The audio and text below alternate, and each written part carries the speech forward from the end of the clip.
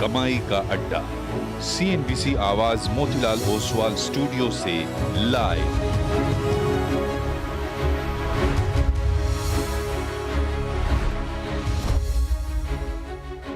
नमस्कार, CNBC आवाज़ Motilal Oswal studio में आप सभी का स्वागत है। भारतीय मार्केट के लिए थोड़ा बेहतर दिन, हालांकि पिछले 5 मिनटों में वापस एक बार जरा निफ्टी का इंट्राडे दिखाइए जरा।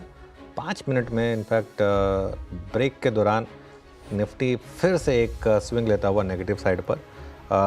बात करेंगे इन सब की, लेकिन शो की शुरुआत करते हैं हेडलाइंस के साथ। कल की भारी गिरावट के बाद आज निफ्टी में थोड़ी रिकवरी, करीब 80 पॉइंट चढ़कर 23,700 के करीब। बैंक निफ्टी में जोश ज़्यादा, 340 पॉइंट ऊपर। मिड कैप और स्मॉल कैप शेयरों में अच्छी रिकवरी। आपकी 20वीं सालगिरह पे बहुत बहुत शुभकामनाएं। और जो CNBC आवाज़ ने काम किया है ये वेल्थ कल्ट को स्प्रेड करने पूरे देश में, उसकी बहुत बहुत बधाइयाँ। CNBC आवाज़ के 20 साल के जश्न में शामिल हुए इनाम होल्डिंग के मनीष सुखानी मैनेजिंग एडिटर अनुज सिंगल के साथ खास बातचीत में कहा, लार्ज कैप और टेक्नोलॉजी कंपनियों का रहेगा अगला 2 दशक का समय। लार्ज कैप स्टॉक जैसा होगा दुनिया भर में भारत का रुतबा। दुनिया का ही दस्तूर है, जैसे इंडिया वर्ल्ड में एक मिड कैप है, अमेरिका लार्ज कैप है, मेगा कैप है लार्ज। तो वो अपना भी जब दौर आ रहा है कि हम बढ़ रहे हैं और ये मिड कैप से लार्ज कैप की तरफ जा रहे हैं, अगले 20 साल में होपफुली हमें देखने मिलेगा कि भारत देश एक लार्ज कैप हो गया दुनिया में। फार्मा और मेटल शेयरों में आज खरीदारी, दोनों सेक्टर इंडेक्स 1% से ज़्यादा चढ़े। फार्मा में 8% के उछाल के साथ FNO का टॉप गेनर बना बायोकॉन। साथ ही HMP वायरस की चिंता के बीच डायग्नोस्टिक शेयरों में रौनक, 4% से ज़्यादा उछला डॉक्टर लाल पैथलैब्स। चीन से सप्लाई चेन पर असर पड़ने से केमिकल शेयरों में जोरदार तेजी, 4% उछले UPL, चंबल फर्टिलाइजर्स और नवीन फ्लोरिंग के शेयर। साथ ही GNFC और टाटा केमिकल्स में भी रौनक का। तीसरी तिमाही के नतीजों से पहले IT शेयरों में दिख रहा है दबाव। TCS और HCL टेक करीब 2% नीचे। परसों TCS के साथ IT कंपनियों के नतीजों की होगी शुरुआत। जानकारों के मुताबिक सुस्त रह सकती है Q3 में दिग्गज कंपनियों की अर्निंग्स। मिड कैप कंपनियां कर सकती हैं कमाल। और बजट्स में एक्सपोर्ट को बड़ी सौगात दे सकती है सरकार।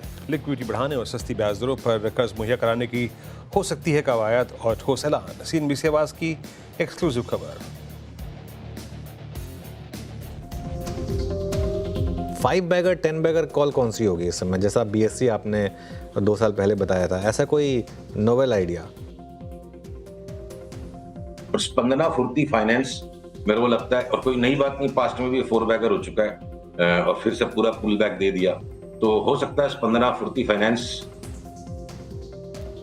ये हो सकता है 300 वाला 1800 हो जाए। उसके लिए सिग्नल की वेट करेंगे, क्या पता नेक्स्ट वीक जब तक हमारी मुलाकात हो ये 5 बैगर की मूव ट्रिगर कर चुका हूं। आज 325, हाँ 10-11 रुपये नीचे था। सुशील गेडिया साहब आए थे, बोले थे ये स्टॉक चलने की तैयारी कर रहा है।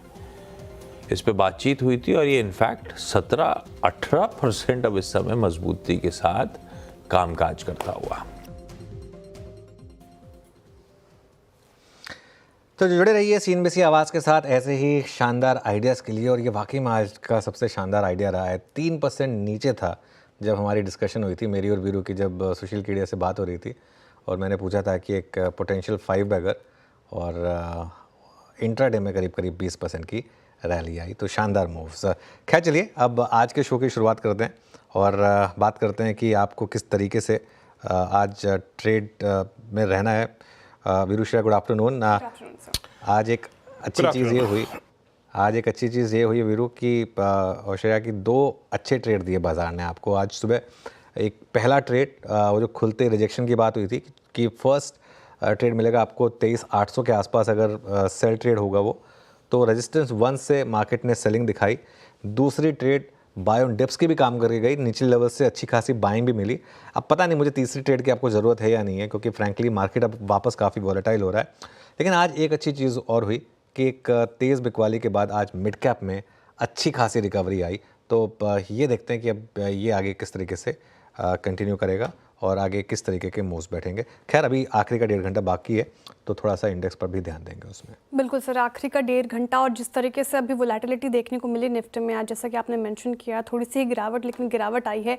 बैंक निफ्टी में भी कोई वाव रिकवरी देखने को नहीं मिली कल के बिकवाली के बाद, लेकिन मिड कैप एक ऐसा इंडेक्स जहाँ पे अच्छी खासी तेज़ी देखने को मिल रही है। यहाँ से जिस तरीके से वोलेटिलिटी देखने को मिल रही है सर, कौन से लेवल्स अभी इंपॉर्टेंट लग रहे हैं और ट्रेडर्स और इन्वेस्टर्स को क्या वॉच करना चाहिए? बिल्कुल, देखिए श्रेया, मार्केट में एक चीज़ समझ लीजिए कि इस तरीके के मूव्स अब आपको मिलते रहेंगे और रैलीज़ में लोग तब तक बेचते रहेंगे जब तक किसी एक दिन रैली ना सिर्फ टिकेगी बल्कि सारे शॉर्ट्स को बाहर कर देगी। अब तक मार्केट ने ऐसे कोई साइन नहीं दिए हैं। आज 23,800 पर एक बड़ा सेलर खड़ा था, उसने बेचा, पैसा बनाया, लोअर लेवल से रिकवरी आई, उसके बाद तो हम 23,800 पर भी नहीं पहुंच पाए, उससे पहले ही वापस सेलिंग आ गई। खैर एनीवे, वही आपकी पहली रेजिस्टेंस है 23,800 से 23,850 और उसके बाद बड़ी रेजिस्टेंस है 23,900 से 24,000। तो ट्रेड मार्केट में भी बहुत तो खैर मार्केट में कुछ सिंपल नहीं होता, लेकिन एक बुक के हिसाब से अगर सिंपल ट्रेड है तो ये है कि आप 23,800 के जितना करीब बेचें और एक 23,900 का स्टॉप लॉस लगा दें, और शॉर्ट ट्रेड में वो काम कर रही है। लेकिन एक चीज़ और स्क्रीन ने आपको दिखाई है पिछले कुछ दिनों में, अगर आप दिसंबर का लो देखें, अगर आप जनवरी का भी लो देखें, अभी निफ्टी 23,600 को तोड़ने को तैयार नहीं है। तो 23,600 से 23,650 ये एक सपोर्ट का काम कर रहा है। आप देखिए 4-5 बार हम उस लेवल पर गए हैं, हम उसको नहीं तोड़ रहे हैं, और इस हिसाब से वो एक बड़ा सपोर्ट है मार्केट के लिए, और उसको थोड़ा एक्सटेंड कर दें 23,500 23,600, तो बड़ी गिरावट अब इसके नीचे ही आएगी। फीलिंग आ रही है कि वो इवेंचुअली मार्क, आप उसको इतनी बार टेस्ट कर चुके हैं कि वो गिव अप करेगा वो मार्क, लेकिन अभी के लिए तो शायद वहाँ पर सपोर्ट ले रहे हैं आप। बैंक निफ्टी की जहाँ तक बात है, बैंक निफ्टी में इतनी वॉलेटिलिटी है कि ट्रेड करना नेक्स्ट टू इम्पॉसिबल है। कल हम 1100 पॉइंट गिरे, आज हम इंट्राडे में एक बार के लिए 500 पॉइंट ऊपर थे, अब वापस सिर्फ 350 पॉइंट ऊपर रह गए। तो यहाँ पर आज का जो हाई था उसके आसपास से रेजिस्टेंस है 50,500 और फिर 50,800 से 51,000 के करीब। 51,000 जब तक आप रिक्लेम ना करें और उसके ऊपर बंद ना हो, तब तक इस रैली पर किसी को बिल्कुल कॉन्फिडेंस आएगा नहीं, और हर कोई बस यही वेट करेगा कि जैसी रैली फेल हो हम उसको सेल करें। Veeru, good afternoon. Stock specific क्या ट्रेंड्स हैं? बिल्कुल अनुज, गुड आफ्टरनून। और स्टॉक स्पेसिफिक झुकाव नो डाउट अबाउट दैट कि फार्मा में है, केमिकल में है। मैं डायग्नोस्टिक्स स्टॉक से शुरू करूंगा, डॉक्टर लाल पैथ लैब 3.5% ऊपर। कल के आई थिंक उस पेंडेमिक फियर के बीच में इस स्टॉक ने 200 डे एक्सपोनेंशियल मूविंग एवरेज से पुल बैक दिया। मैं ओआईएस के आधार पे इन स्टॉक्स को लेके आया हूँ आपकी स्क्रीन पे। आप ओपन इंटरेस्ट देखिए, 4% स्विंग, आज ये स्टॉक अपने सारे एवरेजेस के ऊपर निकल गया है। पहला, आप वॉल्यूम्स देखिए, प्राइस बिहेवियर देखिए, और 4% ओआई शेड हुआ है, यानी कंप्लीटली शॉर्ट और जो बेस की ग्रिप से था वो ये स्टॉक बाहर निकल के आया है। उसके बाद आप लेके आइए नवीन फ्लोरो, जिसके बारे में कार्यक्रम के दौरान हम डिस्कशन करेंगे भी।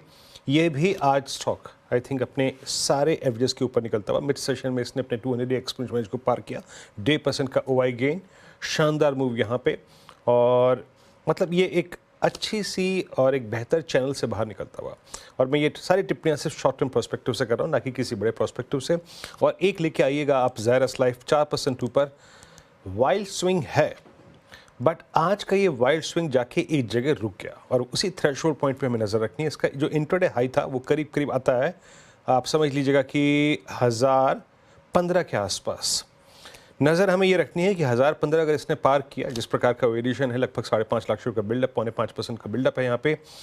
एक तो ये कि ये अगस्त 2024 से लेकर अब तक की स्लोपिंग डाउनवर्ड चैनल से बाहर निकलता हुआ, दैट्स गुड। लेकिन उससे भी महत्वपूर्ण है कि जो आज का हाई था वो था इसका लास्ट टू एवरेज, यानी 100 डे एक्सपोनेंशियल मूविंग एवरेज, वो घटा। तो एक मूव के लिए शायद ये स्टॉक भी प्रिपेयर है। पूरा झुकाव फार्मा पे, पूरा झुकाव केमिकल पे। लेकिन अनुज, आज हम काफ़ी हद तक सुबह सुबह मशरूफ़ रहे, निफ्टी बैंक पे, निफ्टी आईटी में कोलैप्स था। बट एग्जैक्टली अगर हम थोड़ा सा उस तबके पे जाएं जिससे ज़्यादातर हमारे व्यूअर्स का जो सरोकार होता है, मिड कैप्स, वहाँ क्या व्यू बन रहा है इस वक्त? वो रिस्क पे है या फिर एक बेटर रिवॉर्ड दे रहा है इस वक्त? फिर मैं एक स्टॉक का एग्जांपल देना चाह रहा था। एक बार आप बीएससी का स्टॉक देखिए, बॉम्बे स्टॉक एक्सचेंज का इंट्राडे चार्ट आएगा आपकी स्क्रीन पर। एक बार आप बस इसको देखिए, ये देखिए ये, और अगर इसका 2 डे चार्ट अगर आप फायर कर दें, मतलब जिसमें कल के लॉसेस और आज के गेंस दोनों मिलाकर अगर आप फायर कर दें, या थोड़ा सा लंबा चार्ट भी फायर कर दें, ये देखिए। तो एक कॉन्सेप्ट है इस मार्केट में, मार्केट लीडर्स और रिलेटिव स्ट्रेंथ का।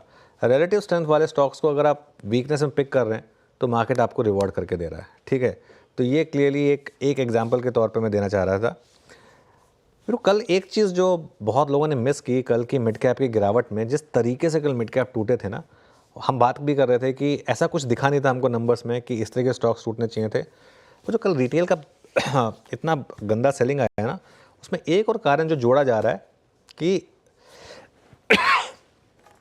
वो जो क्वार्टरली सेटलमेंट होती है ना, क्वार्टरली सेटलमेंट्स के बाद आप वापस अपने अकाउंट में पैसा डालते हैं और उसके बाद ट्रेडिंग करते हैं, तो वहाँ पर कल थोड़ा सा वो एक रीज़न था जिसकी वजह से शॉर्टफॉल हुआ फंड्स का, जिसकी वजह से काफ़ी लोगों की पोजीशन टूटी थी कल मिड कैप और स्मॉल कैप में। कल जो मिड कैप और स्मॉल कैप की गिरावट थी ना, उसको आप किसी भी लिहाज से ना नॉर्मल नहीं कहेंगे। जिस तरीके से 1:9 का एडवांस डिक्लाइन था, ऐसा कोई मार्केट के पास कल फियर फैक्टर भी नहीं था, तो वहाँ पर थोड़ी सी मुझे लग रहा है कि रिकवरी आई है। देखिए, लार्ज कैप में सेलिंग प्रेशर समझ में आता है क्योंकि लार्ज कैप में एक बड़ा सेलर बैठा है जो आपको हर लेवल पे माल सप्लाई कर रहा है, वो एफआई है। हालांकि कल एफआई की सेलिंग भी कम थी, आज देखते हैं क्या नंबर रहेंगे। लेकिन मिड कैप और स्मॉल कैप में तभी सेलिंग आ सकती है जब इस तरीके की सेलिंग आ सकती है जब डोमेस्टिक और रिटेल और एचएनआई भर भर के बेचना शुरू कर दे, जो कल हुआ था। उसकी मुझे लग रहा है आज कुछ हद तक भरपाई हुई है, लेकिन आगे देखते हैं और कितनी रिपेयरिंग यहाँ पर हो सकती है। चलिए आगे बढ़ते हैं और आज के ट्रेंडिंग स्टॉक्स, और आज तो आई एम श्योर कि ग्रीन से शुरुआत होगी। श्रेया बताइए। बिल्कुल, जैसा कि कहा सर आपने, ग्रीन से शुरुआत होगी क्योंकि बाजार ने रिकवरी दिखाई और अभी फिर निफ्टी 90 पॉइंट्स। अब तो शुरुआत करते हुए ओएनजीसी सीएलएसए की रिपोर्ट आई थी, इस पर काफ़ी बुलिश रिपोर्ट, और देखिए 4.5% से ज़्यादा ये उछलकर कामकाज करता हुआ। टाटा मोटर्स एक ऐसा काउंटर जिसमें तेज़ी देखने को मिल रही है, 2.5% के करीब तेज़ हुआ। एसबीआई लाइफ उछल गया, यहाँ पे भी अच्छी खरीदारी 3% के करीब, और इंडसइंड बैंक में भी तेज़ी आज देखने को मिली 2.5%। कुछ ऐसे और काउंटर्स वायदा बाजार से, बायोकॉन में अच्छी तेज़ी 6.25% से ज़्यादा तेज़ होकर काम काज कर रहा है। बीएससी लिमिटेड आप मेंशन कर रहे थे, अभी अच्छी खासी तेज़ी यहाँ पे 6.5% से ज़्यादा। इंडिया मार्ट में खरीदारी हो रही है 6% के करीब, और एनसीसी लिमिटेड भी उछल गया आज के सत्र में 5.5%। लेकिन कुछ ऐसे काउंटर्स जहाँ पे दबाव देखने को मिल रहा है, एचसीएल टेक उसमें शामिल है, 2% की गिरावट। आयशर मोटर्स पर डेंट पड़ा 1.5% के करीब। टीसीएस टूट गया आज के सत्र में 1.5% से ज़्यादा, और टेक महिंद्रा पर भी दबाव देखने को मिल रहा है 1.25% के करीब। वायदा बाजार से क्या कुछ संकेत, इन्फो एज में दबाव देखने को मिल रहा है 4.25%। जोमेटो के पे रिपोर्ट आई थी जेफरीज की, डाउनग्रेड किया है, उसका एक इम्पैक्ट देखने को मिला, 4.5% से ज़्यादा टूटकर कामकाज। पीवीआर आइनॉक्स से भी नहीं हो पाया, ये जो वायरस की खबर है उसको लेकर भी कुछ स्टॉक्स पे डेंट पड़ा है, 3.25% से ज़्यादा टूटता नजर आया। और महानगर गैस में भी आज दबाव 3% से ज़्यादा।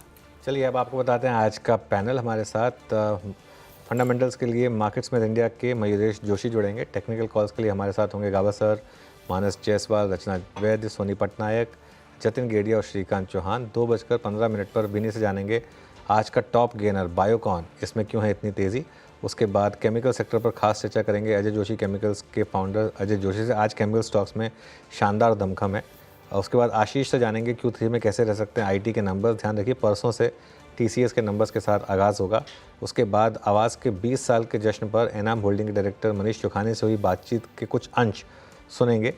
2:50 पर मिताली बताएंगी दिसंबर में एफआईआईज कहाँ हैं रहे हैं बुलिश और कहाँ पर रहे हैं बेरिश। 2:55 पर बिग मार्केट वॉइसेस में मार्केट एक्सपर्ट मेहरबून ईरानी जुड़ेंगे। उसके बाद डीलिंग रूम में किन शेयरों पर है फोकस वो जानेंगे। 3:10 पर कल की स्ट्रैटेजी और बीटीएसटी कॉल उसके तुरंत बाद। चलिए फिर शो की शुरुआत करते हैं और पैनल तैयार है हमारा।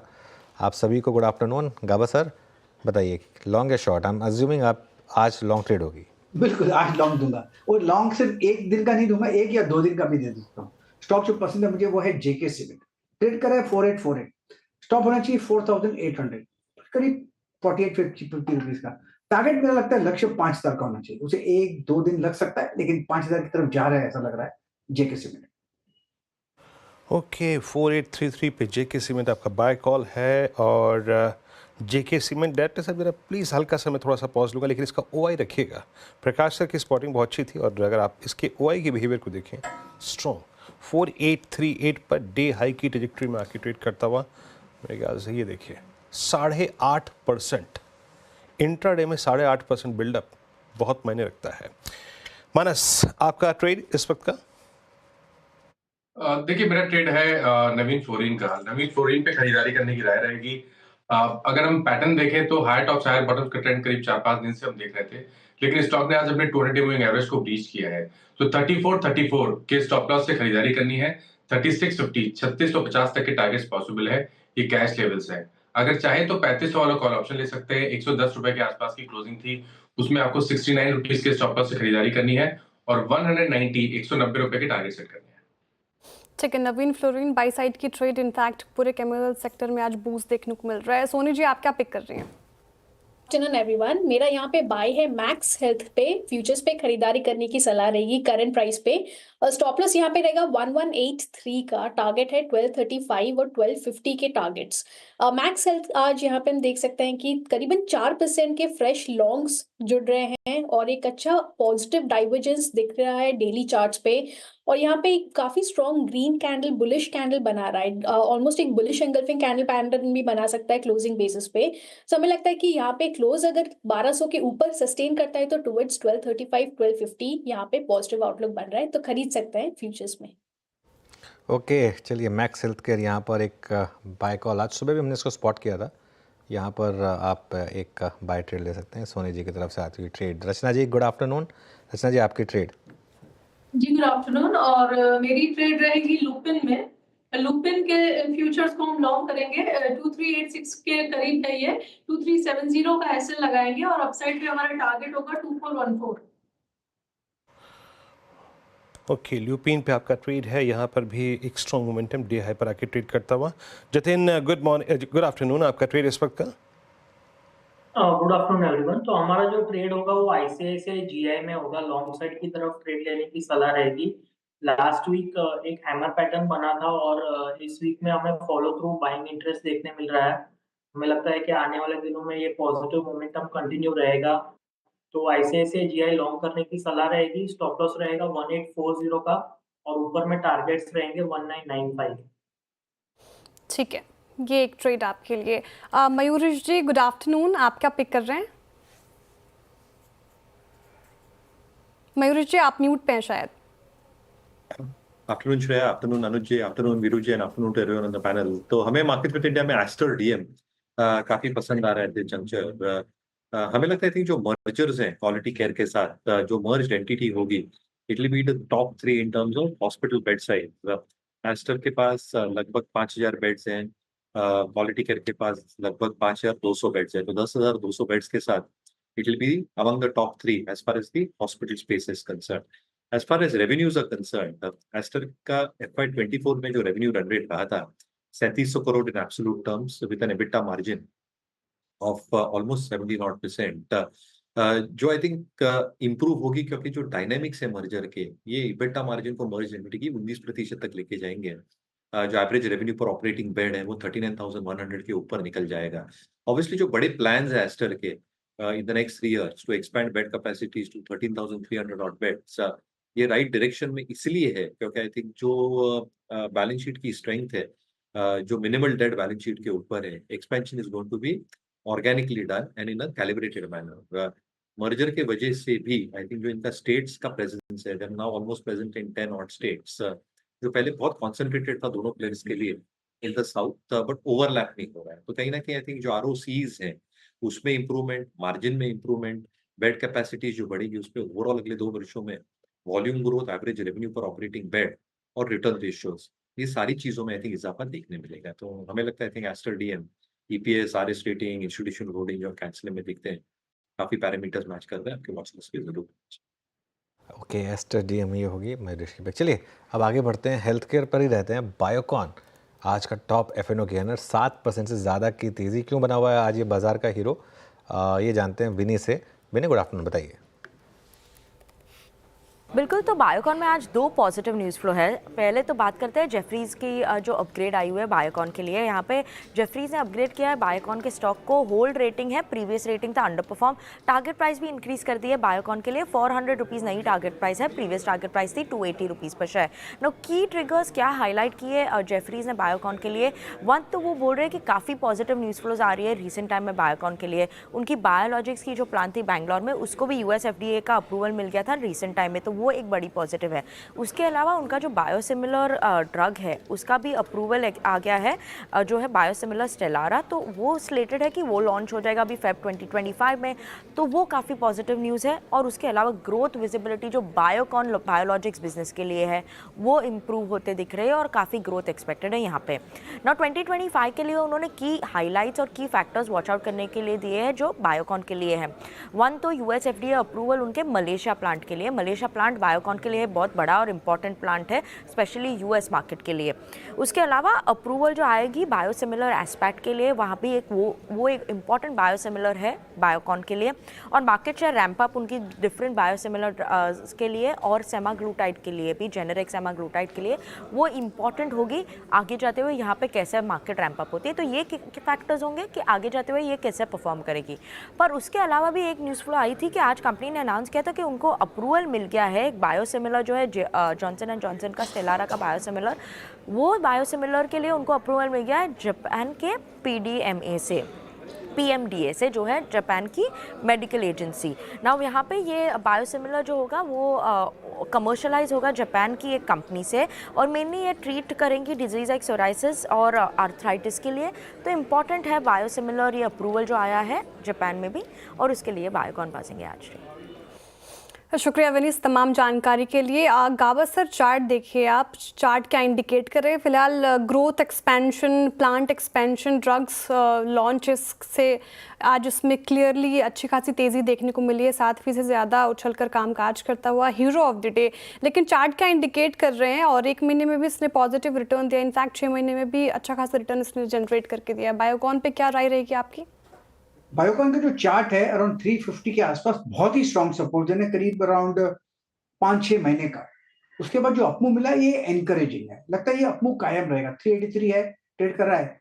400 तो एक नियर टर्म टारगेट रहेगा, लेकिन मुझे लगता है 400 जितना कंसोलिडेशन हुआ है उसके हिसाब से लगता है कि 400 पार कर लेगा, it's a matter of time. तो अपमोड पे तो है, इसमें जब भी कोई डिप्स मिलती है बायोकॉन में, बाइंग अपॉर्चुनिटी है बायोकॉन। बायोकॉन है बाइंग अपॉर्चुनिटी। मीनवाइल एक बार आप स्पंदना स्फूर्ति को वापस लेकर आइए। 20% का अपर सर्किट अब इस स्टॉक में लग चुका है, और अभी इम्पैक्ट सर्किट लगाकर ये स्टॉक हल्का सा कूल ऑफ हुआ, लेकिन इंटरडे हाई इसका 401.25 था। तो ये आज का एक शानदार ट्रेड रहा। मयूरेश, MFI स्पेस, बहुत लोगों का मानना है कि मार्केट में न्यूज़ से पहले ये लोग बॉटम लगा चुके थे, अब न्यूज़ सब में ख़राब आ रही है और अब सारे डाउनग्रेड्स आ रहे हैं, लेकिन अब वर्स्ट इज़ ओवर। कोई पिक होगी आपके स्पेस में? नहीं, आई थिंक थोड़ा केयरफुल रहेंगे, क्योंकि आई थिंक Q3 के नतीजे हमें अभी भी लगता है आई थिंक थोड़े सॉफ्ट रह सकते हैं। ऑब्वियसली मार्केट से इनको कितना डिस्काउंट करता है ये देखना बहुत लाजमी होगा मैनेजमेंट कमेंट्री को मद्देनजर रखते हुए, क्योंकि दो चीज़ आई थिंक ऊपर के आ सकती है। एक आई थिंक जो रूरल इकोनॉमी में एक रिकवरी है, वहां पे I think disbursal growth as well as collection efficiency, इसमें डेफिनेट सुधार देखने मिल सकता है। But I still need to wait out for Q3 numbers. हमें लगता है अभी भी I think Chola within the NBFC space, rural focused, ये एक बहुत अच्छा विकल्प है, आपके वॉच लिस्ट में रहना चाहिए। और PNB housing within the housing finance space, they remain probably our top picks and watch list as far as the NBFC is concerned।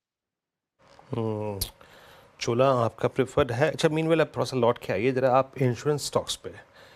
कल राहुल शर्मा हमारे साथ मौजूद थे, तो उनकी जो कॉल थी वो थी SBI लाइफ, और एक बार स्क्रीन पे HDFC लाइफ भी रखिएगा। पहले तो एक कंपैरिजन करेंगे बिटवीन द प्राइस परफॉर्मेंस, और HDFC लाइफ भी डे हाई पे ट्रेड कर रहा है, बट ज़्यादा इम्प्रेसिव चार्ट है SBI लाइफ का। प्रकाश सर, SBI लाइफ क्या बेहतरीन क्रॉसओवर था इसमें, और मेरे ख्याल से कल मैंने इसको अपनी टीम में बाय कॉल में रखा भी था, मतलब ऑन स्ट्रॉन्ग साइड।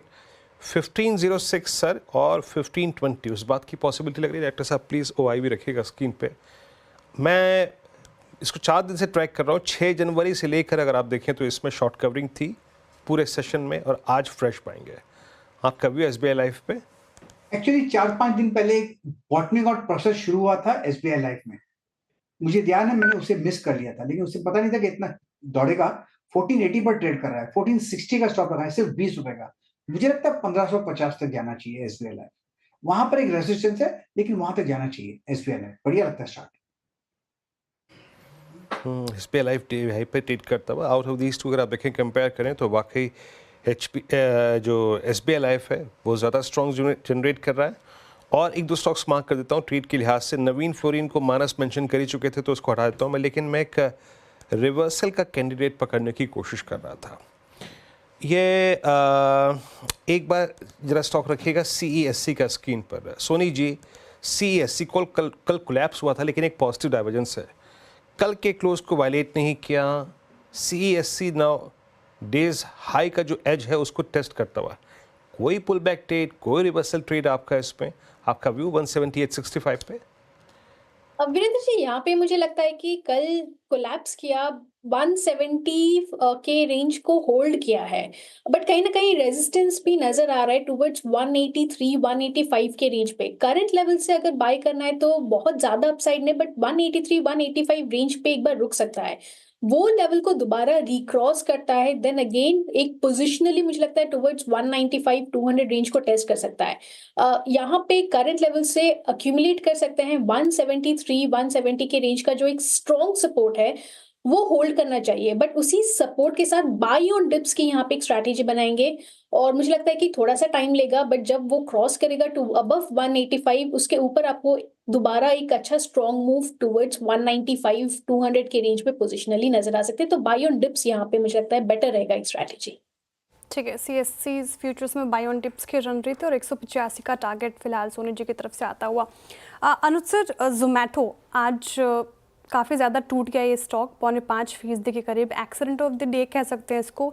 जेफरीज की रिपोर्ट आई, इसको डाउनग्रेड कर दिया है और निष्कर्ष निकाले उस रिपोर्ट का तो यही बैठता है कि कंपटीशन क्विक कॉमर्स में काफ़ी ज़्यादा देखने को मिल रहा है। चाहे हम स्विगी की बात करें, जेप्टो का IPO आने वाला है, क्या लग रहा है अब क्या करना चाहिए निवेशकों को, ट्रेडर्स को जोमैटो में? देखिए श्रेया, मैं इसमें एक चीज़ सिंपली बोलूँ, कंपटीशन हमेशा नियर टर्म में नेगेटिव लेकिन मीडियम टू लॉन्ग टर्म में पॉजिटिव होता है, क्योंकि वो आपकी स्पेस को बड़ा करता है और इवेंचुअली, जैसे मैं सुबह भी एक्सप्लेन कर रहा था, हमारा देश इतना बड़ा है कि सिर्फ 4 कंपनियों से काम चलेगा नहीं, और 10 भी कंपनियां होंगी तब भी सबके पास भरपूर बिजनेस होगा करने के लिए और अच्छे मार्जिन पर होगा।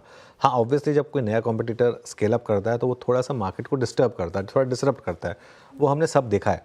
तो आपकी अप्रोच ये होनी चाहिए बोथ जोमैटो और स्विगी को लेकर कि अगले 3 से 6 महीने में अगर इस कम्पिटिटिव इंटेंसिटी की वजह से अगर ये स्टॉक आपको और यहाँ से 10 से 15% चीपर मिले तो ऐड करने की कोशिश करें। ऑब्वियसली इस समय थोड़ा प्रेशर है दोनों के दोनों स्टॉक्स पर और अच्छा खासा प्रेशर है। अच्छा, जोमैटो के साथ एक और चीज़ हुई है, जब से ये F&O में आया तो काफ़ी लोग अब इसको शॉर्ट कर सकते हैं जो पहले नहीं कर सकते थे। तो कई लोगों के मन में भी था कि इसको हमें शॉर्ट करना है। 300 तक गया था ये एक बार, 300 से करेक्ट हुआ है, करीब करीब 250 तक आया। मेरा ये मानना है कि अगर आपको और 220 230 तक का मौका मिल जाए इसमें, वहाँ पर एक नो ब्रेनर होगा ये। बाकी खैर जो हाँ कंपटीशन बढ़ता गया और अगर अर्निंग्स पर इम्पैक्ट आए तो हमें उस कॉल को रिविजिट करना पड़ेगा। लेकिन मयूरेश, आपके मॉडल पोर्टफोलियो में या आपकी कॉल्स में है क्या शामिल जोमैटो या स्विगी? Yeah, हमारे global portfolio Anuj ji, Zomato we still keep on holding and I absolutely concur with your views. I think अगर आप पर रेवेन्यू पर ऑर्डर देखें जोमैटो की आज के तारीख में भी, स्पेसिफिकली उनकी क्विक कॉमर्स बिजनेस को लेके, that is reach 60 odd rupees. आज जो नंबर ऑफ ट्रांजैक्टिंग कस्टमर्स है हर तिमाही में, they have reached almost 95 lakh odd customers. तो जैसे ये साइज बढ़ती जाएगी, मुझे लगता है आई थिंक जो रेवेन्यू और वॉलेट शेयर है पर customer, I think that will also keep on increasing. दूसरा, आई थिंक जब हम कंपटीशन की बात करते हैं, when we are trying to model in what Amazon will probably do और what Reliance Retail will probably do, या जो जेप्टो कैश बर्न कर रहे हैं आज के तारीख में भी, आई थिंक एक मॉडल जो रेप्लिकेट करना होगा Amazon और रिलायंस रिटेल फिर भी एक बार कर सकता है, बट Amazon के लिए dark stores which is a very very basic component and critical component, आज 1000 स्टोर्स तक की बात कर रहे हैं both Zomato and Swiggy.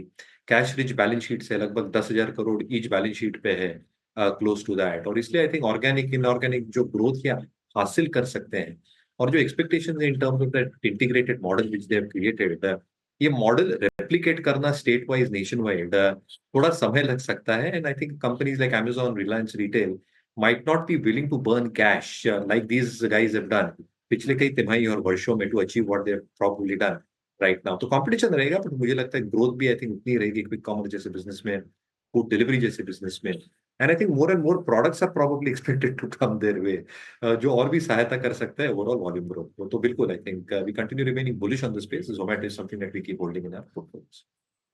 Okay, चलिए अब थोड़ा आगे बढ़ते हैं और बात करते हैं केमिकल सेक्टर की। इसमें कुछ दिनों से रौनक दिख रही है और उसमें इसको जोड़ा जा रहा है एक चाइना कनेक्शन से, और चीन में HMP वायरस के आउटब्रेक के चलते माना जा रहा है कि शायद कई केमिकल्स के सप्लाई चेन पर असर पड़ा है। इसका क्या घरेलू कंपनियों को फ़ायदा होगा और किन कंपनियों पर फोकस करना चाहिए? हमारे साथ अजय जोशी केमिकल्स के फाउंडर अजय जोशी जुड़े हैं। Ajay ji, good afternoon. तो बताइए कि सबसे पहले तो इस न्यूज़ को कैसे समझें, और कि जो कि हम रैली देख रहे हैं, स्पेशली कंसिडरिंग द फैक्ट कि ज़्यादातर केमिकल स्टॉक्स काफ़ी पिटे हुए हैं अपने हाई से, क्या इसको चाइना के फैक्टर के साथ ही जोड़कर देखा जाए? जी, गुड आफ्टरनून। जी अनुज जी, इसमें 2-3 ट्रिगर्स हैं चाइना से अभी। HMP वायरस को अभी मैं साइड में रखता हूँ क्योंकि वो बिल्कुल भी सीरियस कॉज ऑफ वरी नहीं है। बट चाइना का एक तो अभी न्यू ईयर आने वाला है 29 जनवरी को, तो न्यू ईयर से 1 हफ्ते पहले और 1 हफ्ते बाद तक काफ़ी ज़्यादा फैक्ट्रीज़ में शटडाउन रहता है, तो सप्लाई में चाइना से डेफिसिट आएगा, तो बेस केमिकल्स के प्राइसेस थोड़े बढ़ने शुरू होंगे और साथ ही साथ इंडियन सप्लायर्स के लिए अच्छी खबर है, so that they can sell their product export market में। दूसरा, रेफ्रिजरेंट गैसेस जो फ्लोरोकेमिकल्स का चाइना में ह्यूज इन्वेंट्री था, वो अभी बॉटम आउट हो गया है, तो रेफ्रिजरेंट गैसेस में R22, R134A में काफ़ी अच्छा उछाल देखने को मिला है। Compare to December, refrigerant gases के प्राइसेस 3 से 7% ऊपर चले गए हैं, so it's a good news Indian companies, खासतौर पे नवीन फ्लोरीन, SRF, गुजरात फ्लोरो के लिए। तो इनको भी काफ़ी पिटना पड़ा था चाइना से पिछले साल तक, बट चाइना में क्योंकि अब ये प्राइसेस स्टेबल हो गए हैं, तो इन कंपनीज के लिए भी अच्छी न्यूज़ है। तीसरा, चाइना से जो अच्छी न्यूज़ आ रही है कि जो उनकी गवर्नमेंट ने स्टिमुलस पैकेज दिया था, उस वजह से थोड़ी-सी कंज्यूमर स्पेंडिंग ऊपर गई है पिछले दिसंबर के महीने में, और अभी नया साल क्योंकि चाइनीज न्यू ईयर है, तो काफ़ी गिफ्ट परचेज, काफ़ी ज़्यादा कंज्यूमर स्पेंडिंग होती है उधर। तो जो सेक्टर्स हैं जो कंज्यूमर स्पेंडिंग के डायरेक्ट डेरिवेटिव हैं, जैसे कि आपका ऑटोमोटिव हो गया, luxury items, personal care items हो गए, कंस्ट्रक्शन हो गया, उधर काफ़ी अच्छी ग्रोथ देखने को मिल रही है। तो चाइना में एक प्राइसेस की बॉटमिंग आउट हो रही है, which is colliding with Chinese new year. Sir good afternoon, Shreya बात कर रही हूँ। आपने कहा कि इंडियन स्टॉक्स के लिए, हालांकि आपने नाम भी गिनाए नवीन फ्लोरिन और SRF जैसे स्टॉक्स में, ये एक गुड न्यूज़ है। अच्छी तेज़ी भी देखने को मिली आज के सत्र में, 4.5% तो नवीन फ्लोरिन इंटरनेशनल लिमिटेड चढ़ के काम काज कर रहा है। SRF में भी तेज़ी अच्छी खासी। क्या टारगेट आप लेकर चल रहे हैं नवीन फ्लोरिन में और SRF जैसे स्टॉक्स में, और क्या रणनीति निवेशक या ट्रेडर्स अपनाए इस पर्टिकुलर काउंटर्स में? दिशा, देखिए मैं बाय सेल रिकमेंडेशन तो नहीं देता हूँ, आई कवर द सेक्टर, तो उसके लिए मैं ऐसा, बट ये जरूर मैं बोलूंगा कि ये क्वार्टर फ्लोरीन बेस्ड कंपनीज के लिए बहुत अच्छा रहेगा। इसके अलावा agrochemical companies like Dhanuka, Bharat रसायन, जिनके जो ब्रांड बेचती हैं किसानों को, B2C बिजनेस में है, उनके लिए काफी अच्छा एक क्वार्टर रहेगा Q4 हमारा। साथ ही साथ पर्सनल केयर की कंपनीज के लिए, क्योंकि पर्सनल केयर कंपनीज के लिए रॉ मटेरियल एक पाम ऑयल होता था, जिसके प्राइसेस पिछले क्वार्टर में बहुत ज्यादा बढ़ गए थे मलेशिया और इंडोनेशिया से। पाम ऑयल के प्राइसेस भी अब नीचे आ गए हैं और सप्लाई नॉर्मल हो गई है। So companies like Galaxy, Rossari, Aarti surfactant, Godrej industries, इनके लिए क्वार्टर अच्छा रहेगा। तो ये 3 सेक्टर और इन कंपनीज के लिए काफी अच्छा क्वार्टर ही रहने वाला है, margin wise also. Okay Ajay ji, good afternoon, Virendra this side. मैंने लास्ट इंटरेक्शन जब आपसे हुआ था तो हमने बात की थी, इनफैक्ट 2 इंटरेक्शंस मुझे अच्छी तरीके से याद है कि आप बैटरी केमिकल स्टॉक्स पे बहुत एक स्ट्रॉन्ग कन्विक्शन रख रहे थे। एग्जैक्टली अभी क्या व्यू है आपका बैटरी केमिकल स्टॉक्स पे, और ये Q3 Q4 में क्या आपको versus I think first half कुछ ग्रीन शूट्स दिखाई देने वाले हैं क्या? जी, बैटरी केमिकल के लिए इवन लास्ट टाइम के डिस्कशन के हिसाब से H2 25 में ही हमें थोड़ा सा मोमेंटम देखने को मिलेगा, क्योंकि अभी तक हमारे कस्टमर्स बैटरी केमिकल के डेवलप नहीं हुए हैं, यानी कि बैटरी मैन्युफैक्चरर्स। उसमें अभी एक्साइड का प्लांट आने वाला है, टाटा का प्लांट आने वाला है, पैनासोनिक का प्लांट। सो वंस इनके प्लांट में प्रोडक्शन चालू होता है, सो कंपनीज लाइक नियोजन हो गई, गुजरात फ्लोरो हो गया, एथर हो गया, एमी ऑर्गेनिक्स हो गया, जो इनको इलेक्ट्रोलाइट, LiPF6 सप्लाई करने वाले हैं, तब उनके लिए काफी अच्छा मोमेंटम रहेगा। मगर वो H2 25 से ही होगा। मगर बैटरी, ओवरऑल बैटरी इकोसिस्टम के लिए इंडिया के लिए एक नेगेटिव न्यूज जो आ रही है वो चाइना से ये भी है कि चाइना लिथियम प्रोसेसिंग की टेक्नोलॉजी 70 to 80% गवर्न करता है, और उसको वो एक्सपोर्ट कर्व लगाने वाले हैं। सो अगर चाइना ये मूव करता है, सो इंडिया में जो इन्वेस्टमेंट आने वाले हैं उन कंपनीज को लिथियम प्रोसेसिंग और एक्सट्रैक्शन की जो टेक्नोलॉजी है वो कहीं और से आउटसोर्स करनी पड़ेगी, तो वो थोड़ा सा अभी चैलेंजिंग इस सेक्टर ओवरऑल अगर पूरे बैटरी सेक्टर के लिए दिख रहा है, जो कि बैटरी केमिकल को भी अफेक्ट कर सकता है। अच्छा, तो अजय जी एक चीज़ बताइए, जो अर्निंग्स डाउनग्रेड की साइकिल देखी थी हमने केमिकल स्टॉक्स में ओवरऑल, क्या वो उसके खत्म होने के साइंस दिख रहे हैं या फिर ये सिर्फ 1-2 क्वार्टर की थोड़ी सी जैसे कहते हैं कि स्ट्रैटेजिक अपटिक होगी?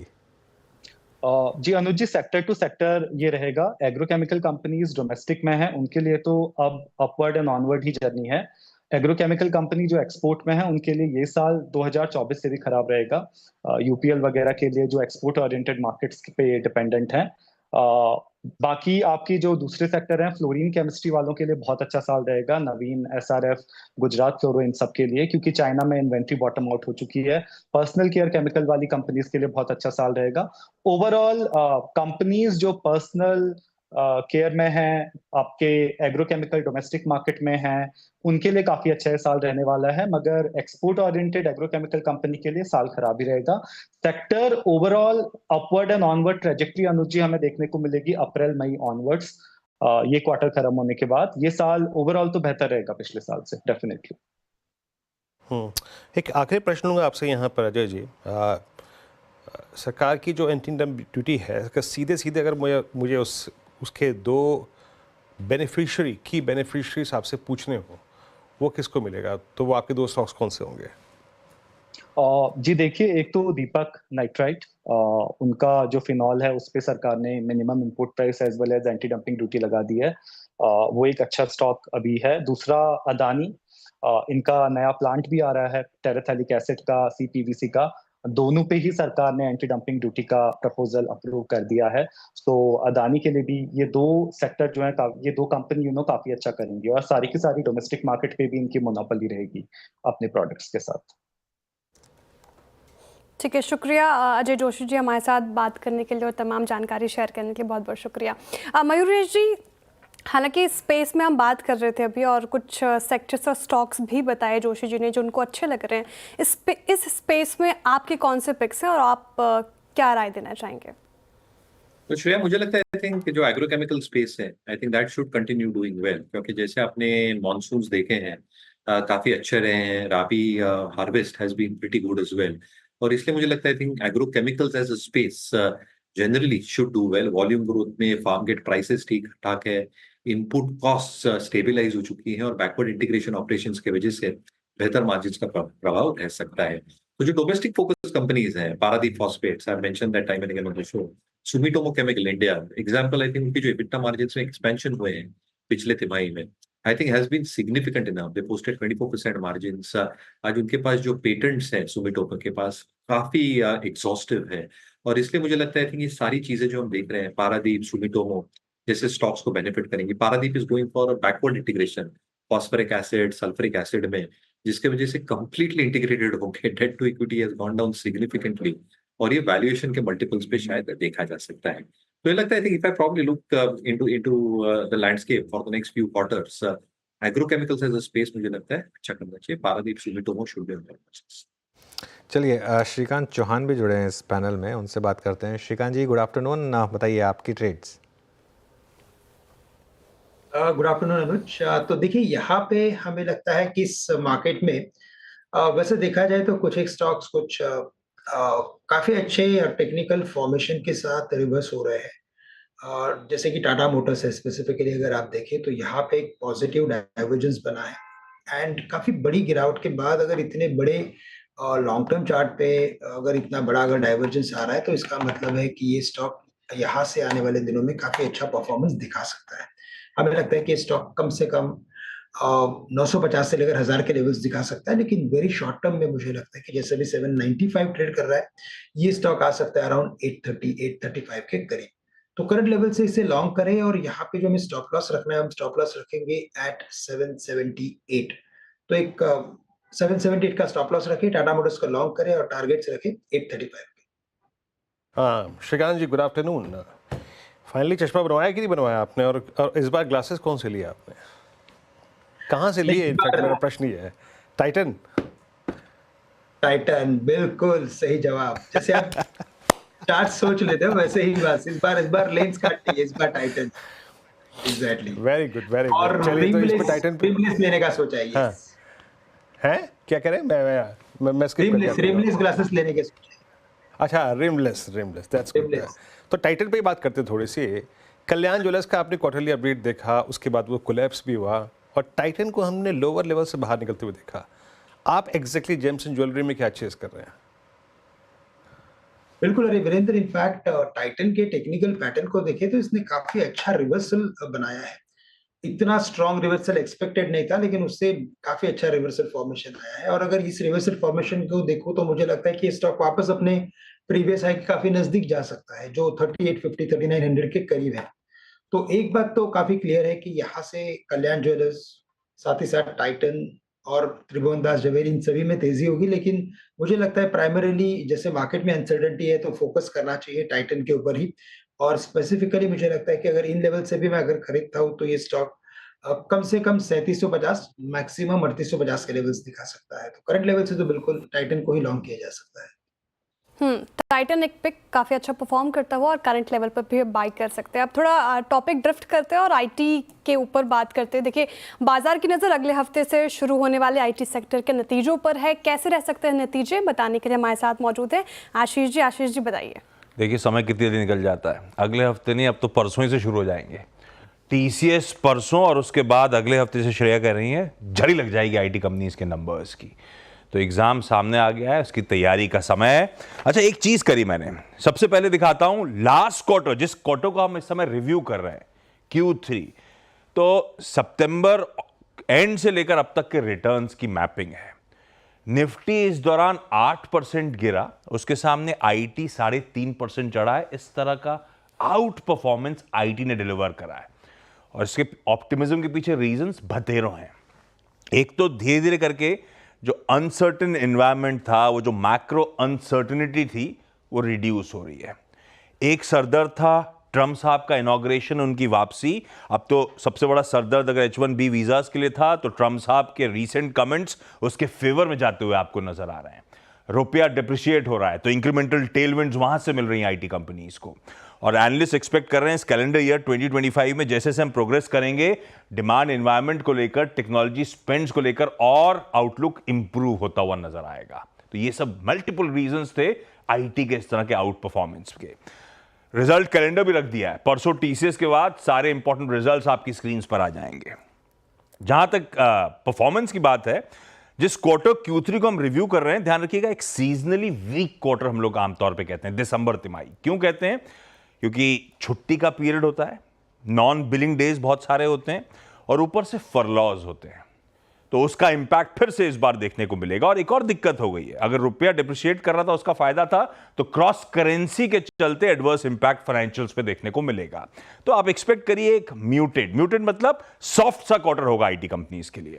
दिग्गजों के परफॉर्मेंसेज जो एक्सपेक्टेड है कांस्टेंट करेंसी ग्रोथ, वो आपकी स्क्रीन पर रख दिया है मैंने। अच्छा, इस बार फिर से एक डाइवर्जेंस होगा। डाइवर्जेंस इवन लार्ज कैप्स में, जैसे HCL टेक फिर से आउट परफॉर्म कर रहा होगा अपने पीयर सेट को, लेकिन वो डाइवर्जेंस ज्यादा स्टार्क नजर आएगा आपको टियर 1 वर्सेस टियर 2 की परफॉर्मेंस में। ये टियर 1 की थकी परफॉर्मेंस है, टियर 2 के जो एक्सपेक्टेशन है वो भी स्क्रीन पर रख दूंगा। पर्सिस्टेंट, कोफोर्ज वगैरह देखिए किस तरह की स्ट्रॉन्ग ग्रोथ इस बार फिर से एक्सपेक्ट करिए आप डिलीवर करते हुए नजर आएंगे। जब आईटी का प्रीव्यू कर रहे हो, कर्टन रेजर कर रहे हो, तो एक इंपॉर्टेंट चीज होती है गाइडेंस। और दो इंपॉर्टेंट कंपनीज हैं उस लिहाज से जो साल भर की गाइडेंस देती है, इन्फोसिस और HCL टेक। दोनों एक्सपेक्ट कर रहे हैं हम लोग कि गाइडेंस इंप्रूव करेंगे। हम लोग मतलब एनालिस्ट फ्रेटर्निटी। इन्फोसिस की इस समय है 4.25 से 4.5% ग्रोथ की बात। इस क्वार्टर में आएगा तो फिर से शायद ज्यादातर सारी ब्रोकरेजेस कह रही हैं अपने गाइडेंस को अपवर्ड रिवाइज कर रहे होंगे। यह है एक्सपेक्टेशंस। लाइकवाइज HCL टेक के लिए, HCL टेक के पूरे साल की गाइडेंस का आंकड़ा था 3.5 से 5% का। मेरे ख्याल से सिर्फ एक नमूरा कह रहा है नहीं छेड़ेंगे, बाकी सब कह रहे हैं ये भी अपनी गाइडेंस अपवर्ड रिवाइज कर रहे होंगे। तो मूड सुधरने का इंडिकेशन आपको इस गाइडेंस के आंकड़ों से भी नजर आएगा। लेकिन जो भी हो, आईटी में अच्छा आउट परफॉर्मेंस है, रिजल्ट्स ठंडे हो सकते हैं लेकिन आउटलुक शायद अच्छा है। शुक्रिया आशीष जी तमाम जानकारी के लिए। लेकिन आईटी सेक्टर जो कह रहे हैं कि सॉफ्ट रह सकता है, म्यूटेड रह सकता है Q3 रिजल्ट। चार्ट देखिए जतिन जी, ओरेकल का, और इसने अच्छा खासा परफॉर्मेंस दिखाई है इसने इस साल। 200% की तेज़ी इस पर्टिकुलर काउंटर में हमें 2024 में देखने को मिल रही है। साथ ही TCS पे भी मेरा सवाल होगा आपसे, लेकिन पहले ओरेकल पर। देखिए, OFSS की अगर जो मैं बात करूँ तो डेफिनेटली एक आउट परफॉर्मिंग स्टॉक रहा है, लेकिन अगर जो मैं इसके वीकली चार्ट्स देखूँ तो पिछले वीक का जो कैंडल था वो एक ग्रेवस्टोन डोजी बना था, जो एक बेरिश साइन है, और कहीं न कहीं ये वीक में हमने एक फॉलो थ्रू सेलिंग प्रेशर देखने मिल रहा है। अपने शॉर्ट टर्म मूविंग एवरेजेस के नीचे ट्रेड कर रहा है, तो हमें लगता है कहीं न कहीं most of the positives are factored in the case of OFSS, और हमें लगता है कि कहीं न कहीं ये स्टॉक 11,680 के लेवल तक करेक्ट हो सकता है। इसके लिए हम लोग इतने बुलिश नहीं है इन द केस ऑफ OFSS। हमें लगता है कि थोड़ा करेक्शन देखने मिल सकता है। ओके, करेक्शन थोड़ा सा आपको यहाँ पर देखने को मिल सकता है इसमें। ऑब्वियसली एक चीज़ जो आपको यहाँ पर देखनी होगी कि गाइडेंस जो आती है, और इसके लिए इन्फोसिस के नंबर्स काफ़ी इंपॉर्टेंट होंगे। TCS सबसे बड़ा अंडर परफॉर्मर रहा है वैसे भी। 2024 में भी TCS एक इकलौता IT स्टॉक था लार्ज कैप में जिसने अंडर परफॉर्म किया था। इसका 1 साल का चार्ट ले जरा, और इस साल की भी शुरुआत TCS ने थोड़ी सी अंडर परफॉर्मेंस के साथ ही करी है। आज भी करीब 1.5% नीचे है। ये इसका 12 महीने का चार्ट है। देखिए, IT इंडेक्स इस पीरियड में 24% ऊपर था, उसके सामने TCS सिर्फ 9-9.5% ही ऊपर था। चलिए, चार का चौका की शुरुआत करते हैं। सबसे पहले हम सस्ता ऑप्शन ट्रेड लेंगे सोनी पटनायक जी से आज, उसके बाद रचना वैद्य जी के पास चलेंगे FNO सुपरस्टार के लिए। श्रीकांत तैयार है चार्ट का चमत्कार लेकर, और मिड कैप फंडा के लिए मयूरेश जोशी तैयार हैं। तो सोनी जी, आपसे शुरुआत कर रहे हैं सस्ता ऑप्शन ट्रेड। अनुज जी, यहाँ पे सस्ता ऑप्शन में एक पुल बैक स्टॉक यहाँ पे रेकमेंड करना चाहती हूँ, वो है पूनावाला। और पूनावाला 320 की कॉल ऑप्शन में खरीदारी करने की सलाह रहेगी। स्टॉक में आप स्टॉप लॉस लगाएंगे यहाँ पे 6 रुपए का, और टारगेट रहेगा 15 से 18 रुपए का यहाँ पे प्रीमियम टारगेट है। पूनावाला एक 310 सपोर्ट को होल्ड करते हुए यहाँ पे साइडवेज ब्रीदर ले रहा है। यहाँ करंट लेवल से आज जिस तरीके से एक पुल बैक पोजिशंस यहाँ पे बनते हुए नजर आ रहे हैं, मुझे लगता है कि करंट लेवल से 330 332 रेंज को इमीडिएटली टेस्ट कर सकता है। उसके ऊपर सस्टेन करता है तो 350 की तरफ भी भाग सकता है, बट करंट लेवल से risk reward ratio quite favourable लग रहा है। 310 का स्ट्रॉन्ग सपोर्ट है, सो यहाँ पे 320 की कॉल ऑप्शन में पार्टिसिपेट कर सकते हैं। ओके, ये हो गया पूनावाला फिनकॉर्प सस्ता ऑप्शन। रचना जी, क्या पिक कर रही हैं आज आप FNO सुपरस्टार? जी, FNO सुपरस्टार के लिए मैं हीरो मोटोकॉर्प के फ्यूचर्स में शॉर्ट देना चाहूंगी। यहाँ पे रिपीटेड फेलियर हो रहा है हायर लेवल्स का, तो अगर 4200 के SL के साथ फ्यूचर्स पे अगर इसको शॉर्ट करा जाए, पहला टारगेट होना चाहिए आधे पौने घंटा जो भी बचा है उसके लिए, दैट शुड बी 4160। और अगर कोई पोजिशनली इसको कैरी करना ओके मानता है तो इवन 4100 की तरफ ये काउंटर हमें जाता हुआ दिखाई दे सकता है। ठीक है, FNO सुपरस्टार के लिए सेल साइड की ट्रेड हीरो मोटोकॉर्प में चार्ट का चमत्कार के लिए क्या पिक कर रहे हैं श्रीकांत जी आप? तो देखिए, अगर चार्टिकली अगर किसी एक स्टॉक में अगर करंट लेवल से अगर दाव लगाना है तो मुझे लगता है कि फोर्टिस हेल्थ केयर ये स्टॉक ऐसा है कि जो एक अच्छे ट्रायंगल फॉर्मेशन को बना रहा है। पिछले 1-1.5 महीने से इसी ट्रायंगल फॉर्मेशन में ये ट्रेड कर रहा था, अभी उस पर्टिकुलर कंसोलिडेशन में से बाहर निकल चुका है। तो 730-735 के रेंज में इसे खरीदा जा सकता है, और हमें लगता है कि इसमें जब तेजी बनेगी तो ये स्टॉक शायद 800 से लेकर 850 तक के भी लेवल्स दिखा सकता है। तो वेरी शॉर्ट टर्म में 770 तक के टारगेट एक्सपेक्टेड है, और करंट लेवल से अगर कोई पोजिशनल व्यू लेना है तो यहाँ पे जो स्टॉप लॉस रखना पड़ेगा वो 700 रुपए का रहेगा, लेकिन टारगेट्स 830 से लेकर 850 के नजर आते हैं। ओके, चलिए आप चलते हैं मिड कैप फंडा के लिए मयूरेश के पास। मयूरेश, बताइए क्या पिक कर रहे हैं? Continue with time Technoplast. I think जो लीडरशिप पोजीशन है, हमें लीडरशिप स्टॉक्स काफी अच्छे लगते हैं मार्केट में इंडिया में। आज अगर हम प्लास्टिक ड्रम्स की बात करें, जेरी कैंस की बात करें, world wide it is the market leader world wide. आज 55% की डोमेस्टिक शेयर इनके पास है। दूसरा आप देखें कि जो वैल्यू एडेड प्रोडक्ट्स है, जो 25% ऑफ द ओवरऑल रेवेन्यू है, इसमें जो कंपोनेंट्स हैं, आज जो CNG कंपोजिट कैस्केट्स बना रहे हैं, जैसे हाइड्रोजन का कैस्केट बना रहे हैं, जैसे वो ऑक्सीजन सिलेंडर्स बना रहे हैं, जो कंपोजिट मटेरियल से बन रहा है रादर देन प्योर मेटल, इसका जो एक्सेप्टेंस है अच्छा खासा ग्रोथ दे जा रहा है। और इसकी वजह से ऐसे जैसे value added percentage will keep on increasing, जो EBITDA मार्जिन का प्रदर्शन रहा है 14.4% for the first half, should see significant improvement. तीसरा जो बैटरी डिवीजन है ये मर्ज कर रही है कंपनी के साथ, which will again add to the value added product side. 60 crore की जो नॉन कोर एसेट्स है वो शायद रिकॉग्नाइज हो जाएंगे कुछ 6 से 9 महीने में बैलेंस शीट के ऊपर। और आरओसी में हर वर्ष मैनेजमेंट को लगता है कि 2% की 2% का इजाफा शायद हो सकता है at least for the next 3 to 4 years। तो मुझे लगता है जो मार्केट लीडरशिप पोजीशन आज ये मेंटेन करते हैं, not just in drums, intermediate bulk containers में, जो एक बहुत बड़ा ग्रोइंग सेगमेंट है इंडिया और रेस्ट ऑफ एशिया के लिए। At the same time I think जो हम मॉक्स फिल्म्स की बात करते हैं, एचडीपी पाइप्स की बात करते हैं, एक composite growth story as far as India's infrastructure is concern. Debt बहुत ज्यादा बुक्स पे है नहीं, valuations are not very expensive, थोड़े प्रीमियम है, बट मुझे लगता है will be justified with better earnings. तो ये स्टॉक आपके नजर और वॉच लिस्ट पे जरूर है। ओके, चलिए, अर्निंग सीज़न है, उसके बाद 1 फरवरी को बजट है और उसके बाद हम सोच रहे थे कि कैसे बिजी रहेंगे। तो 5 फरवरी को दिल्ली में इलेक्शन होंगे और सिंगल फेज़ में इलेक्शन दिल्ली में 5 फरवरी को और 8 तारीख को काउंटिंग। वीरू, आपका तो दिल्ली में नहीं है ना वोट? आपका मेरा हरिद्वार में वोट है, हरिद्वार। हाँ हाँ, आपका हरिद्वार में वोट। हाँ, लेकिन बुधवार को इलेक्शन। हाँ, पर बुधवार को अनुज, और सिंगल फेज में अगर आप देखें पूरे दिल्ली में वोट होगा 5 फरवरी को और काउंटिंग अनुज 8 फरवरी को। लक्ष्मण जी को जोड़ लेंगे एक बार उस पर, कहते हैं लक्ष्मण जी को। और वीरू, काफ़ी बज़ होगा इस समय दिल्ली इलेक्शन का, मुझे लग रहा है, हम अज्यूम कि काफ़ी बज़ होगा। बिल्कुल अनुज, बिल्कुल बज़ है। और मेरे ख्याल से अब आप पिछले 10 दिन में स्टेटमेंट्स कुछ छीटाकशी भी हो ही चुकी है। बाकी अब जब डेट्स डिक्लेयर हो गई हैं, जब तक आचार संहिता लागू नहीं रहती, आप क्या क्या सुनेंगे, क्या क्या देखेंगे। और मेरे ख्याल से अब देखिए क्या क्या होता है। बाकी स्कीम्स का ऐलान भी होगा, बहुत कुछ होगा, बट दिल्ली मशरूफ रहेगा अब 8 फरवरी। एंटरटेनमेंट की कोई कमी नहीं है। हाँ, क्योंकि दिल्ली में जो पिछले 10-15 साल की पॉलिटिक्स रही है ना, उसमें मतलब अगर आपको मतलब स्पेशली अगर क्या बोलूँ, मतलब अगर आपको थोड़ी सी ड्रामेबाजी और थोड़ी सी मतलब नौटंकी अगर पसंद है, मतलब दोनों तरफ से, तो वो मतलब मेरे ख्याल से ये बिल्कुल परफेक्ट उसका एक एग्जांपल होगा। हाँ वीरू, आप भी दिल्ली वासी हैं, मैं भी दिल्ली वासी हूँ। और 2010 की दिल्ली थी ना, कॉमनवेल्थ गेम के समय, मेरा मन है एटलीस्ट वैसी दिल्ली एक बार देखने को फिर मिले। 100%। मुझे मालूम है हम लोग ट्रिप करके रात को जाते थे दिल्ली देखने के लिए। क्या वो दिल्ली थी? शीला दीक्षित के समय थी वहाँ पे। बिल्कुल बिल्कुल। क्या नेता हुआ करते थे उस टाइम? शीला दीक्षित का टाइम जो था ना, वो आई थिंक बेस्ट, मेरे ख्याल से बेस्ट समय था। और बिल्कुल आपने सही कहा, उस समय हम कॉलेज में हुआ करते थे, लेकिन बिल्कुल वो दिल्ली और आज की दिल्ली में बहुत फर्क है। खैर एनीवे, अब लक्ष्मण जी को भी जोड़ लेते हैं। और लक्ष्मण जी, तो 5 तारीख को, लक्ष्मण जी आपका वोट तो दिल्ली में ही होगा ना, या आपका भी नहीं है दिल्ली में? नहीं, अब दिल्ली में वोट नहीं रह चुकी। मैं गाजियाबाद में रहता हूँ। गाजियाबाद में रहता हूँ, तो वोट मेरा वहाँ पे शिफ्ट हो गया है।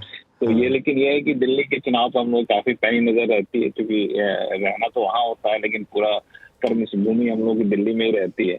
और ये जैसा कि उम्मीद थी कि बिल्कुल 5 फरवरी को ये सिंगल फेज में वोटिंग होगी दिल्ली में, और 8 फरवरी को यहाँ पे वोटों की गिनती होगी और चुनाव नतीजे यहाँ पे आ जाएंगे।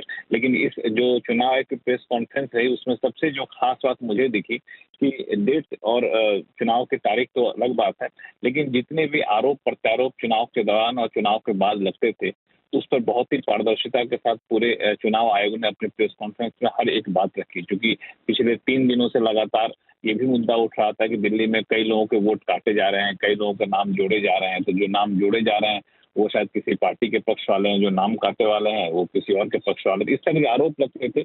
उसमें उन्होंने बहुत ही पूरा प्रोसेस समझाया कि किस तरीके से दिल्ली में वोटर लिस्ट को सुधारा जाता है, उसमें कहीं भी किसी भी तरह की कोई गुंजाइश नहीं होती है। एक और महत्वपूर्ण बात कि चुनाव के नतीजे के बाद जो अक्सर ईवीएम को दोष दिया जाता है, तो उस पर उन्होंने सफाई दी कि किस तरीके से ईवीएम का रखरखाव किया जाता है और कैसे हर पार्टी के कार्यकर्ता वहां पे तैनात रहते हैं।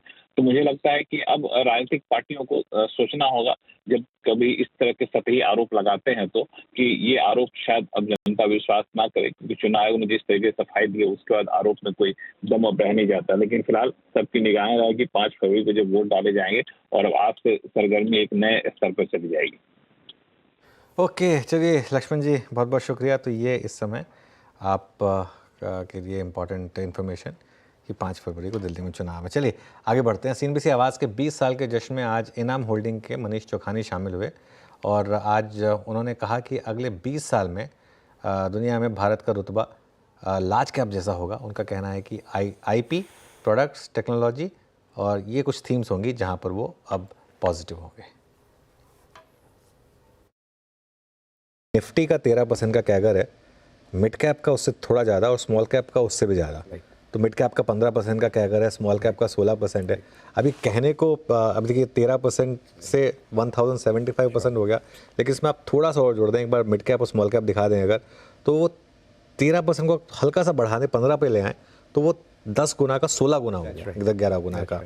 तो एक सवाल जो लाजमी है कि क्या ब्रॉडर मार्केट इसी तरीके से आउट परफॉर्म करती रहेगी जो हमने कई सालों से देखा है? ये हम खुद एनएम ग्रुप भी जो है, we have been creatures of new companies coming to market. जैसे 90s में जब मैं चालू किया तो उस टाइम दौर था इन्फोसिस, मैरिको, ZTV और ये सब नए नए बिजनेसेस आए थे। और जब एक नया बिजनेस चालू होके अल्टीमेटली लार्ज बिजनेस बनता है, उसमें वेल्थ क्रिएशन मैक्सिमम होती है, बट मोर्टेलिटी रेट भी ज़्यादा है। तो आज हमें जो विनर्स हैं उनके नाम याद रहते हैं, जो लोग बीच दौर में दे डोंट मेक इट, उनको हम भूल जाते हैं। तो जो इंडेक्स में रिटर्न दिख रहे हैं, it is a survivorship bias, कि जो आप 3-4 अच्छे शेयर रख लिए। जैसे आईटी में अगर आप देखें तो इन्फोसिस कहीं है एंड 4-5 कंपनियां जो आज साफ है और वो है ही नहीं। तो if you are lucky you are in Infosys, और अगर आप यू नो जो fly by night type companies थी जो एकदम साफ हो गई, उनमें रह जाते तो आपको कोई रिटर्न नहीं मिलता। तो जो mid cap definitely should be a part of everyone's portfolio, but in moderation, because एक लेवल आपको थोड़ा सेफ्टी चाहिए लार्ज कैप्स का, एंड देन जो एक्सेस रिटर्न आता है वो mid cap also, if you stay invested during a particular expansionary cycle in the economy. तो ये आई मीन दुनिया का ही दस्तूर है। जैसे इंडिया वर्ल्ड में एक मिड कैप है, अमेरिका लार्ज कैप है, मेगा कैप है लार्ज। तो वो अपना भी जब दौर आ रहा है कि हम बढ़ रहे हैं और ये मिड कैप से लार्ज कैप की तरफ जा रहे हैं, अगले 20 साल में होपफुली हमें देखने मिलेगा कि भारत देश एक लार्ज कैप हो गया दुनिया में। अच्छा मनीष जी, मैं वो लिस्ट देख रहा था, ओरिजिनल जो स्टॉक्स थे सेंसेक्स के 1986 में, Hindustan Unilever, ITC, Larsen and Toubro, Mahindra and Mahindra, Nestle, Reliance और टाटा स्टील। सिर्फ ये स्टॉक्स हैं जो, और एक आध स्टॉक्स हैं जो इस जनरेशन ने सुने भी नहीं होंगे शायद। प्रीमियर ऑटो उसमें से एक स्टॉक है जो हुआ करता था। बॉम्बे डाइंग उस समय निफ्टी में हुआ करता, सेंसेक्स में हुआ करता था। बल्लारपुर उस समय सेंसेक्स में हुआ करता था, जिसका आज कहीं नामो निशान भी नहीं है।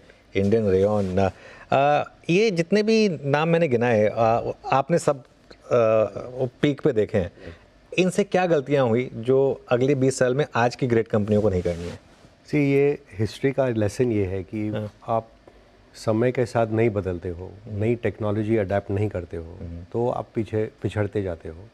और ये अपने देश के साथ भी हुआ था। अगर आपको याद है, जब भारतवर्ष 30% वर्ल्ड GDP का हिस्सा होता था और इंडस्ट्रियल रेवोल्यूशन मिस किया, invention of gun powder miss किया, तो मिलिट्री वे में हारे, और फिर जो काम करते थे आर्टिजन हार गए मशीन के खिलाफ। फिर जब इंडस्ट्रियल एज शिफ्ट हुआ और IT एज आया, तो हम सबके ऑलमोस्ट IT वर्कर्स बन गए। We were not the inventors of the platform, जो कि आज आप देख रहे हैं अमेरिका में या चाइना में, they are controlling the platforms, कि अमेजोन हो या गूगल हो या माइक्रोसॉफ्ट हो। हमारे इन्फोसिस, TCS ने सब ने काम किया इनके लिए, पर वो प्लेटफॉर्म हम नहीं ओन कर पाए। तो अगला जो 20 साल आने वाला है, उसमें मेरी ये धारणा है कि IP, प्रोडक्ट और टेक्नोलॉजी के जो प्रति काम करेंगे वो कंपनियां आगे बढ़ेंगे। जैसे आज भी छोटे रूप में आप देखिए, आज के रिपोर्ट में आया था कि Tata Punch has become the number 1 selling car model in India, overtaking Maruti first time. अब ये बड़ी बात है। हाँ, जैसे Mahindra and Mahindra has launched its own EV। Bharat से एक्सपोर्ट आज होता है, जैसे आपको लगे कि बजाज स्कूटर क्या है या बजाज मोटरसाइकिल क्या है, पर ये एक्सपोर्ट हो रहा है, ये इंडियन प्रोडक्ट है, इंडियन ब्रांड को बाहर कैरी कर रहा है। तो एक एक देश जैसे बढ़ता है दुनिया में, पहले आपने देखा जापानीज़ प्रोडक्ट आए, फिर कोरियन प्रोडक्ट आए, अब चाइनीज़ प्रोडक्ट आए। तो अपना भी ये दौर होगा कि हमें जाके दुनिया के साथ जूझना पड़ेगा और वहाँ पे जाके जीतना पड़ेगा। और वही company ultimately market cap huge creation वहाँ होता है। आज भी जो लार्जेस्ट कंपनीज आप देखें, TCS हो या रिलायंस हो, they are playing against the whole world. तो वैसी कंपनियाँ अब निकलेंगी जो समय के साथ बदले, टेक्नोलॉजी के अहेड रहें, वही कंपनी आगे जाके भी जीतने वाली है। ठीक है। अब शो में आगे बढ़ते हैं और बात करते हैं एफआईज की तस्वीर देखिए अभी तक साफ नहीं हो पाई है। जिस तरीके से बिकवाली हमें देखने को मिल रही है, हालांकि अक्टूबर और नवंबर के मुकाबले दिसंबर में बिकवाली कम हुई थी, लेकिन पिछले 3 महीने में एफआईज के एक्शन के बारे में बात करते हैं और तस्वीर पेश करने के लिए मेरे साथ मौजूद है मेरी सहयोगी मिताली। बताइए। तो एफआईआईज का जो मूड है आजकल मौसम की तरह चेंज हो रहा है, कभी हाँ तो कभी ना। कुछ सेक्टर्स में बढ़ चढ़कर बाइंग दिखने को मिल रही है, वही कुछ सेक्टर्स में लगातार बिकवाली देखने को मिल रही है। सबसे पहले अगर बात करें अक्टूबर, नवंबर और दिसंबर के डेटा की, तो अक्टूबर से कंपैरेटिवली दिसंबर में कम बिकवाली देखने को मिली है। अक्टूबर में जो आंकड़ा 1,14,000 करोड़ के आसपास का था, दिसंबर में वह घटकर 17,000 करोड़ की बिकवाली हमें देखने को मिली है। तो अब सवाल ये उठता है कि एफआईआईज किन सेक्टर्स में पर्टिकुलरली बुलिश है और कौन से ऐसे सेक्टर्स हैं जहां वो अपना रुख मोड़ते हुए नजर आए हैं। तो जो बुलिश सेक्टर्स है उसमें शामिल है IT, real estate, financial sector, health care और consumer services. One by one अगर इसकी बात करें तो जो आईटी सेक्टर है, आईटी सेक्टर्स के नंबर एक बार स्क्रीन पर लाइए प्लीज़।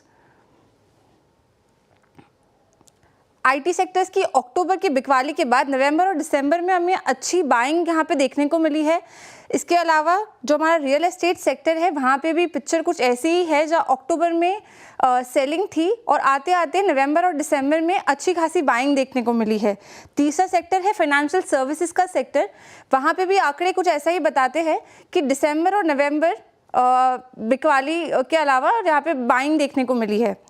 हेल्थ केयर सेक्टर की बात करें तो वहाँ पे भी पिक्चर कुछ ऐसी ही है। एक बार स्क्रीन पे लाइए। अक्टूबर में थोड़ी बिकवाली थी, लेकिन नवंबर और दिसंबर के आंकड़े बताते हैं कि एफआईआईज काफ़ी बुलिश नज़र आए इस सेक्टर में। अब बात करते हैं कंज्यूमर सर्विसेज की, तो कंज्यूमर सर्विसेज के आंकड़े जो है वो बताते हैं कि यहाँ पे भी एफआईआईज काफ़ी बुलिश नज़र आ रहे हैं। अक्टूबर में काफ़ी बिकवाली हुई थी, लेकिन नवंबर और दिसंबर तक आते आते यहाँ पर बाइंग देखने को मिली है। लेकिन कुछ सेक्टर्स ऐसे भी हैं जो लकी नहीं है और एफआईआईज कॉन्स्टेंटली यहाँ पर बिकवाली करता हुआ नज़र आया। उसमें शामिल है FMCG, auto, oil and gas और पावर में अक्टूबर तक अच्छी बाइंग थी, लेकिन आते आते यहाँ पर हमें बिकवाली देखने को मिली है। तो ये एक स्ट्रॉन्ग इंडिकेटर्स होते हैं जहाँ पे बाइंग होती है, वो मार्केट को दर्शाते हैं कि यहाँ से अब एफआईआईज किस मूड की तरफ इशारा कर रहे हैं। बिल्कुल, शुक्रिया मिताली। देखिए ये जो डेटा मिताली ने प्रेजेंट किया है, अब आप में से कुछ लोग कहेंगे कि वो शायद जो डेली हम नंबर्स रिपोर्ट करते हैं उससे थोड़ा अलग है, क्योंकि ये नंबर्स पूरा सारे नंबर्स को लेकर, कस्टोडियन से सारे नंबर्स लेकर, उसके बाद जो ब्लॉक डील्स वगैरह होती हैं उसमें ये सब शामिल हो जाते हैं और उसके बाद ये सेक्टर बाय सेक्टर एनालिसिस होता है। काफ़ी इंटरेस्टिंग होता है ये सेक्टरल एनालिसिस। कई बार आपको बता देता है कि किन सेक्टर्स में बॉटम या टॉप बनने के साइंस बने हैं। तो कुछ सेक्टर्स हैं जहाँ पर एफआईआईज की क्लियरली बाइंग की शुरुआत हुई है। चलिए आगे बढ़ते हैं। अब बाजार के बड़े ट्रेंड्स पर चर्चा करने के लिए अब हमारे साथ जुड़े हैं मेहरबून ईरानी। मेहरबून जी, गुड आफ्टरनून। सबसे पहले तो नववर्ष की पहली डिस्कशन है, तो हैप्पी न्यू ईयर। बुलिश हैं या फिर अभी भी कॉशियस हैं? Happy new year to you, happy new year to everybody at CNBC Awaaz, to the viewers, everybody. I think मैं कहूँगा कि एक बैकग्राउंड अगर आप देखिए अनुज जी, आपको पसंद भी आएगा शायद, कि आज जो मार्केट में जो इन्वेस्टर्स है, जो नंबर ऑफ डीमैट अकाउंट्स खुले हैं पिछले 4 साल में, नियरली 50% ऑफ इन्वेस्टर्स जो मार्केट में इन्वेस्ट करते हैं, ट्रेड करते हैं, स्पेकुलेट करते हैं, ये पिछले 4 साल में आए हैं। उन लोगों को पता भी नहीं मंदी क्या है, उन लोगों को पता नहीं फॉल क्या है, लेकिन पिछले 6 महीने में चोरी से बाजार 3-4 बार इशारा किया, मुझे एक बार गिरना है, वो देख के थोड़े से वो हिल गए थे और आस्ते आस्ते थोड़ा सा पैसा उन लोग का मार्केट से निकलने लगा। In fact I would say at least they are not putting in incremental money. मैं म्यूचुअल फंड में जो SIP जाती है उसकी बात नहीं कर रहा, I am talking about the last 4 years investors. कल का जो फॉल था वो द क्लियर इंडिकेटर, जो मैं कह रहा हूँ I think is right, because domestic funds का बाइंग देखिए, FI की सेलिंग देखिए, और जो मार्केट कल गिरा था, I don't think we have seen this kind of fall, you nor me, over the last 4 years. 4% minimum fall था सबके पोर्टफोलियो के NAV में। जैसे मैं हमेशा कहते आ रहा हूँ अनुज भाई कि I think the time for easy money is much behind us. 2025 का फर्स्ट हाफ काफ़ी चैलेंजिंग रहने वाला है। There are many reasons. आप कहेंगे रूपी इज वीक, आप कहेंगे डोनाल्ड ट्रंप क्या अनाउंसमेंट करेगा, आप कहेंगे कि चाइना अल्टीमेटली अपना करेंसी को डिवैल्यू करेगा, उसका रूपी पे क्या इम्पैक्ट आएगा, everything fine, but the biggest factor according to me is corporate earnings. और अगर कॉरपोरेट अर्निंग्स जो नियर टर्म ट्रिगर है, अगर वो अर्निंग पिक्चर और भी खराब होता है तो I would say FIIs are going to rush for the exits, जो हम लोग ने अभी तक सोचा नहीं। लास्ट क्वार्टर के रिजल्ट्स अच्छे नहीं आए थे, मैक्रोज और इंडिकेटिंग थे समवेयर और the other there is going to be an accident, but people refuse to believe. और जब ये रिजल्ट्स खराब आए, अच्छे नहीं आए, पब्लिक ने सेलिंग चालू की थी। Now if this quarter again God forbid if the results are not very good, मेरा पर्सनल मानना है it will be slightly better than September quarter, but it's not going to be a major positive. तो हमें trend understand करना पड़ेगा कि आगे चल के विल रिजल्ट्स इम्प्रूव और will it go down further. If government spending improves, macros will improve and corporate earnings will improve at least after 1 or 2 quarter के lag period के बाद। लेकिन अभी के लिए if the earnings are not good, you can expect the FIIs to sell heavily. So Trump, China का devaluation, all other factors are on the side. Corporate earnings is the single most factor which I think is very challenging for the market. So I think first half of 2025, people will have to know what to buy. It's not very easy. It's a stock pickers market. 21,000, 22,000, 25,000, 26,000 होते रहेगा, but ultimately money will be made. I personally believe that at least 20% of the market शायद bottom out हो चुका है। और इसका clear proof है कि आज आप स्टॉक्स को देखिए, आपके पसंदीदा के 100 स्टॉक्स देखिए और कंपेयर कर लीजिए 26,000 के निफ्टी के साथ, you will find around 20-25% of them are higher than what they were when it was 26,000 Nifty. Can everybody do it? I don't think everybody can do it. So therefore I use the word, it's going to be a very challenging first half for investors and for the stock market.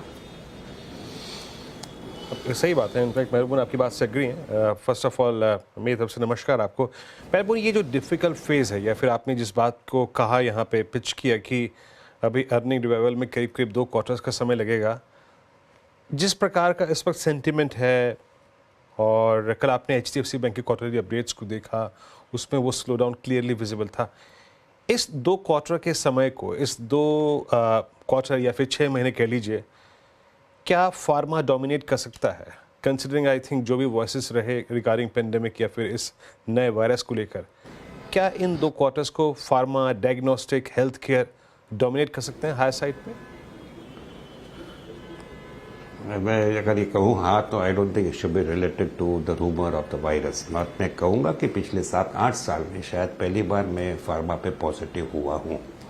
A clear disclosure, I have bought 3 frontline stocks for my self over the last 2 months।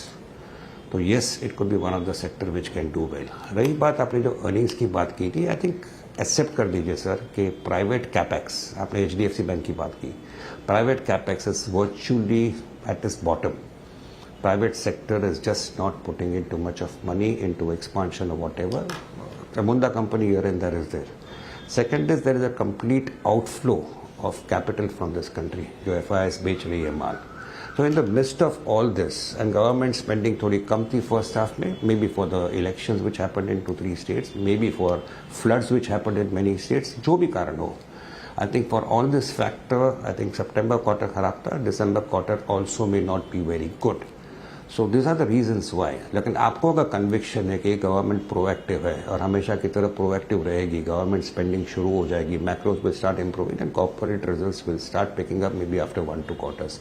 But as of now, apart from pharma, मेरे पसंदीदा sector है I think energy, hotels, capital goods, fisheries और intermediaries, मतलब financial इंटरमीडिएरीज हो, market इंटरमीडिएरीज हो या फिर returns के इंटरमीडिएरीज हो।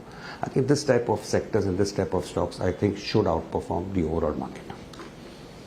जी नमस्कार मेहरबून जी, श्रेया बात कर रही हूँ। हालांकि आपने कुछ सेक्टर्स बताए जो कि आउट परफॉर्म कर सकते हैं 2025 में, लेकिन 2024 में एक सेक्टर, डिफेंस सेक्टर की बात कर रही हूँ सर मैं, वो फ्लेवर में था। हालांकि अपने पीक से काफ़ी सारे स्टॉक्स करेक्ट भी हुए हैं 20 से 30% तक, लेकिन क्योंकि अब बजट पास है, साथ ही BEL, BDL जैसे स्टॉक्स में आज देखें आप तो तेज़ी देखने को मिल रही है, DHI के आसपास काम काज कर रहे हैं। तो क्या ये डिफेंस सेक्टर फिर से 2025 में फ्लेवर में आ सकता है? क्या रणनीति यहाँ पे, क्या हिदायत आपकी रहेगी? श्रेया जी, आई थिंक 2022, 23, 24 को अगर आप देखिए, 3 साल को साथ में पकड़े तो आई थिंक डिफेंस सेक्टर की जो तेजी थी, I think that was unparalleled. और I will be honest enough to admit कि करीबन 24 के शुरुआत में मैंने कहा था कि आई थिंक काफ़ी एक्सपेंसिव, लेकिन उसके बाद भी दे वेंट अप अनदर 20-30%। वहाँ से जो इससे लुढ़ के आज के लेवल में अगर आप मुझे पूछे तो yes, I missed out the other sectors which I told Virendra. I think I will add defence also, selectively defence along with even speciality chemicals, जहाँ मैं समझता हूँ ये क्वार्टर के results could be the worst possible or the worst will be over. I think even specialty chemicals should move up. So मैं कहूँगा defense and specialty chemicals have missed out when I answered Virender. So yes, these two sectors selectively investors can buy if they understand the companies, understand the cash flow, and I think there is money to be made. थोड़ा सा patient रहना पड़ेगा।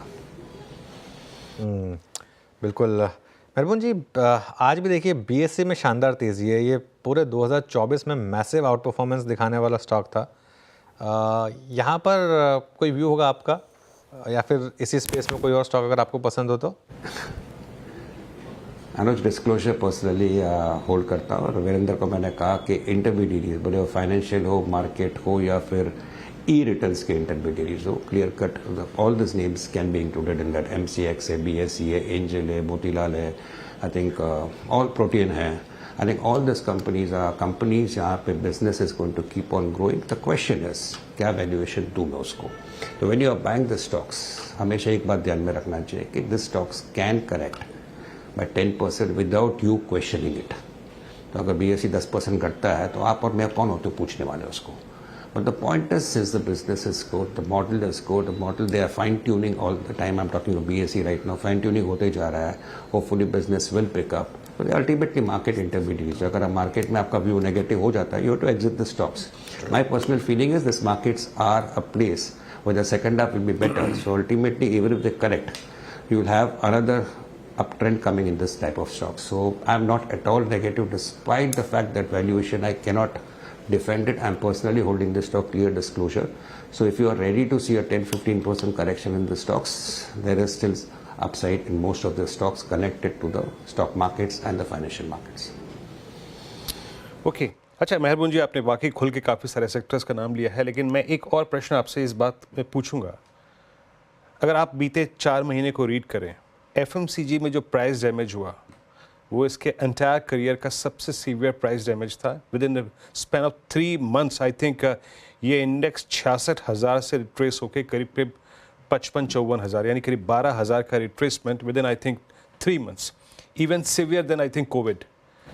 मेहरबान जी, क्या अगर सरकार demand को push करने के लिए अगर लोअर टैक्स ब्रैकेट्स में कुछ रिलीफ देती है तो क्या इस सेक्टर को एक एडवांटेज देना चाहेगा पोस्ट बजट मार्केट? और ऐसे में क्या एक कैलकुलेटेड रिस्क कुछ FMCG स्टॉक्स में लेना चाहिए? इस पर तर्क क्या है आपका?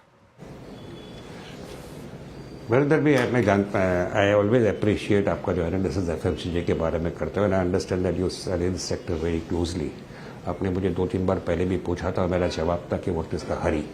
लेकिन अभी आपने जो सवाल पूछा स्पेसिफिक, आई थिंक मैं इतना कहूँगा कि गेहूँ का इम्पोर्ट अगर गवर्नमेंट करता है, फूड ऑयल, पाम ऑयल पे अदरवाइज इम्पोर्ट ड्यूटी निकाल देता है, and suddenly the cost turns in favour of the FMCG sector, for all you know they can rally by 10-15%। मैं लीवर की बात करता हूँ, I am talking of Marico, Nestle, Britannia, Dabur, everything can bounce.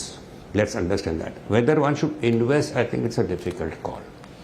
But trading के angle से थोड़ा contra buying ज़रूर हो सकता है, बिकॉज डिस्क्रिशनरी स्पेंडिंग बजट में कंसेशन आएगा कि नहीं, are all things which we are speculating right now. I personally believe आएगा, not only to the lower class, even to the middle class. I think there will be concessions coming.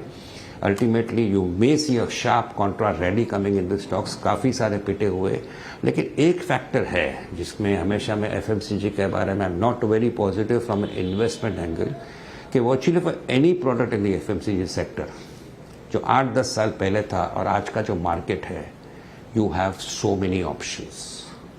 तो अगर आपका market size 7-8-9% भी grow होता है इन terms of volume, let's assume, the point is the share is going into many different companies. अगर आप biscuit का एक टुकड़ा उठाते हो, कोई आपके टेबल पर रखता है, you don't even know whether it belongs to ITC, whether it belongs to Britannia, whether it belongs to Parle. All this companies makes the same product here and there. So I think the market जो है, the market is growing, no doubt about it. But the number of players in the market have increased. Same possibility is applying to retail sector. There are so many retail chains from which you can buy. There are so many apps from which you can buy. So that is why I am not very gung-ho and positive. But yes, ये दाम पे comfort level चाहिए तो I think you can go and buy Lever, Colgate, Dabur. What is wrong in them? Nothing is wrong in them, and valuations have become attractive. But ये जो budget में आएगा उससे थोड़ा स्पेंडिंग बढ़ेगा. Yes, and you may see a quick counter rally of 10-15% also. So if you are a risk taker and you want to trade in the market at this levels, I think the downside is limited, the upside is more, purely from the next 1 to 3 months angle. Risk takers के लिए FMCG sector एक अच्छा sector हो सकता है. Sir, हम काफ़ी sectors पे चर्चा कर रहे हैं और आप अच्छी खासी एनालिसिस भी कर रहे हैं. आईटी सेक्टर पे भी मैं आपकी राय चाहूँगी. 2024 में आईटी ने अच्छा परफॉर्म, इनफैक्ट आउट परफॉर्म किया है. 21% से ज़्यादा का रिटर्न आईटी सेक्टर ने दिया है अपने निवेशकों को जनरेट करने के लिए. लेकिन Q3 जो गाइडेंस आ रही है, जो Q3 अपडेट आ रहे हैं, उसमें ये बताया जा रहा है कि थोड़ी म्यूटेड रह सकती है. एक तो अर्निंग्स को लेकर आपकी राय आईटी पे, साथ ही पूरे 2025 के लिए आपको ये सेक्टर कैसा लग रहा है? मैं 2025 के लिए सेक्टर डेफिनेटली अच्छा लग रहा है, लेकिन this sector has outperform the other sectors in the stock market over the last 1 to 3 months, maybe 1-2 quarters और सो. तो ये लेवल पर I also feel that nothing much may happen in the December quarter results. Also Donald Trump का जनवरी 20-21 तारीख है, उसके बाद यूनियन बजट है. ये लेवल्स पर मैं कहूँगा what is the hurry to go and buy into IT stocks. Sector पसंद है, the stocks have relatively outperformed. There is a possibility somewhere if some disappointment comes here and there, money may go into other sectors from IT, distinctly possible in the shorter term. तो मैं कहूँगा कि if I am holding it, I will not be selling it. I think the out performance can continue, but incremental money डालने के लिए I would possibly allow the Trump event, currency impact, what happens, and the budget to pass before taking a fresh call for putting in incremental money in IT. महबूब जी, बहुत बहुत शुक्रिया आप इस कार्यक्रम में शामिल हुए. सभी स्टॉक्स पे, इंडस्ट्रीज पे और सेक्टर्स पर मिला रखे आपने. बहुत बहुत शुक्रिया महबूब जी. चलते हैं अब आज की रणनीति पर. क्या ठंडा पड़ा इंडेक्स? अनुज, मैं जब 12 बजे का स्टेटस दिख रहा था, आज 23,700 पे अच्छी पुट राइटिंग थी, यानी 23,700 को तो हम सिक्योर करके ले जा रहे हैं, और सुबह के उस सिंकिंग जोन में 23,620 पे नहीं गए. व्यू और कल के लिए अप्रोच? वीरू, देखिए एक चीज़ मैं आपको बहुत क्लियर बता दूं, मार्केट में वैसे आपको रोज़ मार्केट मौका दे रही है. फॉर एग्जांपल, ओवरनाइट रिस्क लिए बिना आज भी मार्केट ने आपको अच्छे लेवल पर मौके दिए शॉर्ट करने के. इनफैक्ट एक गैप अप दिया, शॉर्ट करने के अच्छे मौके दिए, लोअर लेवल पर कवर करने के अच्छे मौके दिए, उसके बाद शायद हायर लेवल पर फिर शॉर्ट करने का मौका दिया. मेरे ख्याल से फिर मौका है इस समय कि आप कवर करें अपनी पोजीशंस को और घर जाएं. आई थिंक एक क्लियर एडवांटेज मिल रहा है आपको अगर आप रोज़ एक फ्रेश गार्ड ले रहे हैं कि एक विदाउट एनी बैगेज आप एक ट्रेड ले सकते हैं इस मार्केट में. फॉर एग्जांपल, कल अगर आप शॉर्ट कैरी करके गए होते तो आज सुबह एक बार के लिए आपकी दिक्कत ये होती कि आप सोचते कहाँ कवर करूँ. लेकिन अगर आप जीरो पोजिशनिंग पर होते तो आप वो शॉर्ट ले सकते थे. मार्केट में अभी भी फियर फैक्टर है, इसमें मेरे को कोई डाउट नहीं है कि थोड़ा फियर फैक्टर मार्केट में अभी भी है. और वो जो शॉर्ट है ना, वो ऐसी छोटी मोटी रैली से डरने वाला नहीं है. वो पिछले थर्सडे के 400 पॉइंट की रैली से नहीं डरा, तो आज की 40-50 तो नहीं, 90 पॉइंट उसकी रैली से क्या डरेगा. 24,200 के ऊपर बंद होना ज़रूरी है अगर मार्केट को किसी भी रैली को सस्टेन करना है. वहाँ तक कि हर रैली सेलिंग अपॉर्चुनिटी होगी. और बैंक निफ्टी काफ़ी कमज़ोर है. बैंक निफ्टी देखिए आज भी अगर आप देखें तो अपने 200 डे सिंपल मूविंग एवरेज को रिक्लेम नहीं कर पाया. तो उस हिसाब से अभी भी मेरा ये मानना है कि मार्केट में इंट्राडे रहें और जो बड़ी ट्रेड है वो जहाँ रैली फेल हो रही है वहाँ शॉर्ट करने पर आ रही है. कल की तैयारी करते हैं और डीलिंग रूम चेक लेते हैं, उसके बाद BTST कॉल्स पर चलेंगे. Yatin, good afternoon. Good afternoon. और आज दो स्टॉक्स जो आज रेडार पे हैं, उनमें सबसे पहले L&T. और L&T की बात करें तो यहाँ काफ़ी सारे FIs आज खरीदारी के मूड में दिखाई पड़ रहे हैं. इन जनरल बजट के पहले स्टॉक में अच्छा मोमेंटम रहता है और डीलर्स को लगता है कि 3700 तक के टारगेट्स यहाँ जैन सीरीज़ में देखने को मिल सकते हैं और यहाँ वो BTST की ट्रेड भी सुझा रहे हैं. तो यहाँ से डीलर्स को लगता है 3-4-5% तक की अपसाइड काउंटर में देखने को मिल सकती है. इसके अलावा नायका क्वार्टर अपडेट अच्छा था. कल मार्केट की वॉलेटिलिटी के बावजूद स्टॉक में आपने हरा निशान देखा था. आज भी ट्रेडिंग में मोमेंटम जारी है और डीलर्स को लगता है कि यहाँ BTST का ट्रेड लिया जा सकता है 176-178 तक के टारगेट्स के लिए. ठीक है, धन्यवाद यतिन जी. बताने के लिए। अब BTST शुरू करते हैं। गाबा जी, BTST या STBT क्या पिक कर रहे हैं? आई थिंक मैं जाऊंगा BTST और वो रहेगा ICICI जनरल इंश्योरेंस। ट्रेड कर रहे हैं 1887 पर। यस, और स्टॉप लगाना पड़ेगा शायद 1870 का। तो कोई 17 रुपए का स्टॉप है। ऑन द अपसाइड जो टारगेट है 1920 के नजर आते हैं। ICICI general insurance. ICICI GI insurance stocks में एक अच्छा मूव है भी। रचना जी, आपका रेट क्या रहेगा? जी मेरी तरफ से STBT रहेगा। That will be in LIC के फ्यूचर्स। LIC हाउसिंग फाइनेंस में 591 पे अगर हम एसएल लगाएंगे फ्यूचर्स पे और शॉर्ट करेंगे 587 के करीब है, तो डाउनसाइड पे हमारा पहला टारगेट होगा 580 and then 75। Okay, LIC housing finance, तो एक BTST एक STBT अब तक। मानस, आप क्या कैरी कर रहे हैं कल के लिए? देखिए, साइंट के फ्यूचर में खरीदारी करने की राय रहेगी। अगर हम देखें तो रिवर्सल देखने को मिला है, क्लियरली रिवर्सल देखने को मिला है। 60 मिनट चार्ट पे हायर टॉप्स हायर बॉटम बनने लगे हैं, तो साइंट के फ्यूचर में खरीदारी करेंगे। 1789 के स्टॉप लॉस से के फ्यूचर में खरीदारी करनी है और 1880 1880 तक के टारगेट्स पॉसिबल है। ठीक है, Cyient. Mayuresh, what are you picking for tomorrow? मेरी ट्रेडिंग टीम से जस्ट वही पूछ रहा था Shreya, and they have picked up और they are saying indicating Chambal fertilizer पे ध्यान दें। उनका कहना है कि जो वॉल्यूम्स के साथ आज जो एक 50 DMA का एक टेकआउट हुआ है, 50 DMA उधर 496 497 अच्छी वॉल्यूम्स हुई है डेली बेसिस के ऊपर, और इसलिए उनको लगता है कि टेक्निकली शायद ये स्टॉक फ्रॉम BTST पर्सपेक्टिव या 2-3 दिन के पर्सपेक्टिव से अच्छा कर सकता। Okay, Chambal fertilizers. सोनी जी, आपका ट्रेड वेडनेसडे मॉर्निंग के लिए? वीरेंद्र जी, यहाँ पे एक STBT रेकमेंड करना चाहती हूँ, वो है ट्रेंड पे।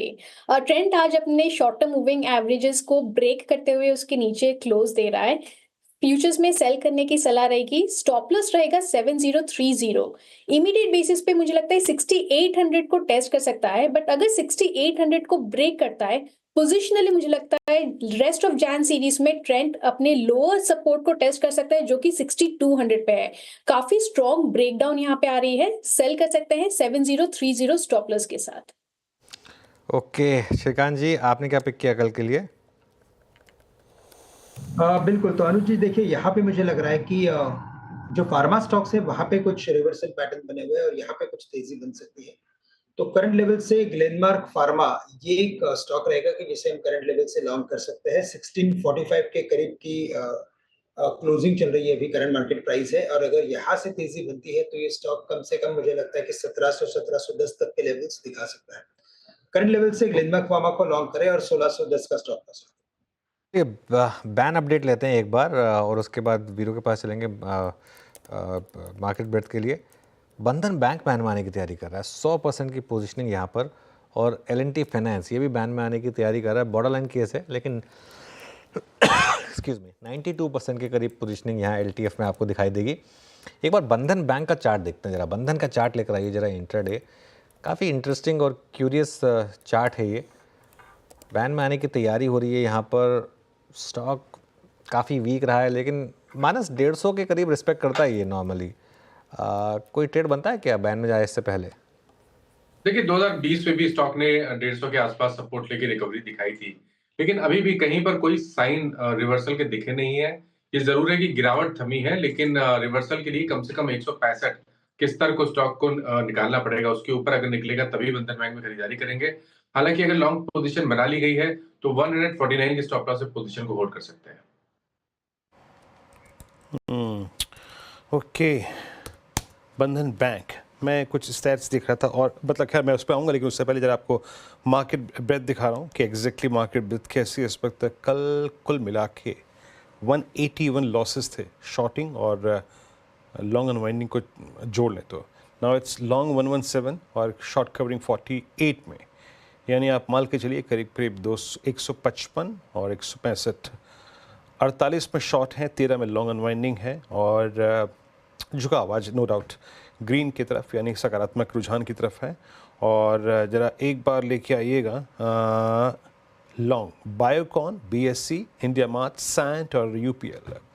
इंटरेस्टिंग टू सी, अच्छा लगा देख के कि सैंट आज लॉन्ग्स में शामिल था। बाकी शॉर्ट कवरिंग NCC में, चंबल में तो लाल पैथले में GNFC में नालको में है।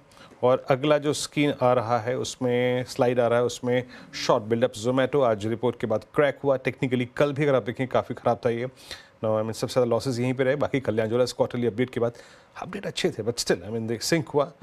और Info Edge, Avenue Super Mart, PVR Inox. Avenue Super Mart में आज प्राइस डैमेज हुआ 3.25% का। और Mahanagar gas, Eicher Motors, Jubilant Foods, HPCL Maruti, ये कुछ काउंटर्स जहाँ पे आज लॉन्ग अनवाइंडिंग हुई। फाइनली एक बार जरा जाते जाते PVR को देख लेते हैं। फाइनली लॉसेस क्या रहे? 1226 पे क्लोज आ रहा है। 1152 का इंट्राडे लो, यानी करीब 73 रुपए की रिकवरी इंट्राडे लो से। और एक दो काउंटर्स जो कि आज शॉक, मतलब जिन्हें आज शॉक लगा, I mean just like Zomato. एक बार ट्रेंड को देखिए सोनी जी, ट्रेंड पे आपका टेक क्या है? वो एक फीलिंग आ रही थी जब ये सीरीज़ में स्टॉक आया था तो कि अपने साथ शॉर्ट कवरिंग के बाद कुछ लॉन्ग्स लेके आया था। और आपकी स्क्रीन पे 68-89 पे ऑलमोस्ट आपने शॉर्ट कॉल दे ही दिया, तो ये प्रश्न करने का मतलब नहीं है। अच्छा, एक लास्ट, उसके बाद अनुज के पास चलेंगे। आप स्टॉक रखिए लार्सन 3647 पे। एक पुल बैक है, कल के लोस को वायलेट नहीं किया और अब 100-डे मार्क की ट्रैजेक्टरी को रिगेन कर रहा है। अच्छा, इसमें आपका रीडिंग क्या कह रही है Soni ji? L&T is placed slightly better versus Cummins versus Siemens versus ABB. आज के इस पुल बैक को कितना रिस्पेक्ट देंगे आप? वीरेंद्र जी, मुझे लगता है कि यहाँ पे एक अच्छा पुल बैक है। यहाँ पे पॉजिटिव डाइवर्जेंस भी आ रहा है चार्ट्स पे। कहीं ना कहीं थोड़ा सा रेजिस्टेंस है टुवर्ड्स 3680 3700 के रेंज पे। पोजिशनल थोड़ा सा ले सकता है ये टाइम इस रेजिस्टेंस को क्रॉस करने में, पर जब क्रॉस करेगा उसके ऊपर टुवर्ड्स 3760 और 3800 रेंज पे जा सकता है। अच्छा पुल बैक है। करंट लेवल से 3620 का काफी अच्छा सपोर्ट बन रहा है। 3660 से 3640 ये 20 रुपए के रेंज में अक्यूमुलेट कर सकते हैं। छोटा स्टॉपलेस लगाइए 3620। पोजिशनल ट्रेड रहेगा, एक दो दिन के लिए नहीं, थोड़ा सा पोजिशनल ही रहेगा, बट टुवर्ड्स 3800 मुझे लगता है जैन सीरीज में टेस्ट कर सकता है। ओके, चलिए, तो ये समय लार्सन एंड ट्यूब्रो पर एक व्यू। अब आते हैं जरा मार्केट का पंचनामा के टीज़र पर। और 335 पर हम लोग आपके सवालों के जवाब देंगे, लेकिन ज़रा श्रेया से पूछते हैं कि आज किस तरह के सवाल आ रहे हैं अब तक। श्रेया, बताइए। जी सर, सवाल वीरू सर ने जो स्टॉक मेंशन किया PVR आइनॉक्स पे, उस पर आकांक्षा पूछ रही हैं। PVR आइनॉक्स सर, इसमें तगड़ा डेंट पड़ा आज। 44 मंथ लो हिट किया है इसने आज, और एक महीने में देखें तो 29% तक ये गिर चुका है। और कंसर्न्स ये बताए जा रहे हैं कि जो वायरस का जो मामला उठा है अभी, उसको लेकर फुटफॉल और गिरेगा। क्या करना चाहिए सर PVR आइनॉक्स में? श्रेया, फ्रैंकली ना, मतलब अब ये बहाने ढूंढने की बात है। जब वायरस नहीं था तब PVR कितना चल रहा था? मतलब PVR तो लगातार लोज पे रहा ही है स्टॉक। और बिल्कुल जैसे आपने बोला कि अब ये स्टॉक काफ़ी लोज पर है। और ध्यान रखिएगा, ये जो हमारे पास ट्रेडिंग हिस्ट्री है इसकी, ये पोस्ट मर्जर की है। उससे पहले PVR और आइनॉक्स दोनों अलग अलग ट्रेड किया करते थे। लेकिन मेरा ये मानना है कि जब अच्छी न्यूज़ पर स्टॉक ना चले तो वो आपको बता रहा है कि कुछ गड़बड़ है। अच्छी न्यूज़ क्या थी? जो पिछले 2 क्वार्टर में सबसे बड़ी ब्लॉकबस्टर्स आई। ये स्टॉक टिपिकल सेलोन रैली का स्टॉक है, बार बार बैन में भी जाता है।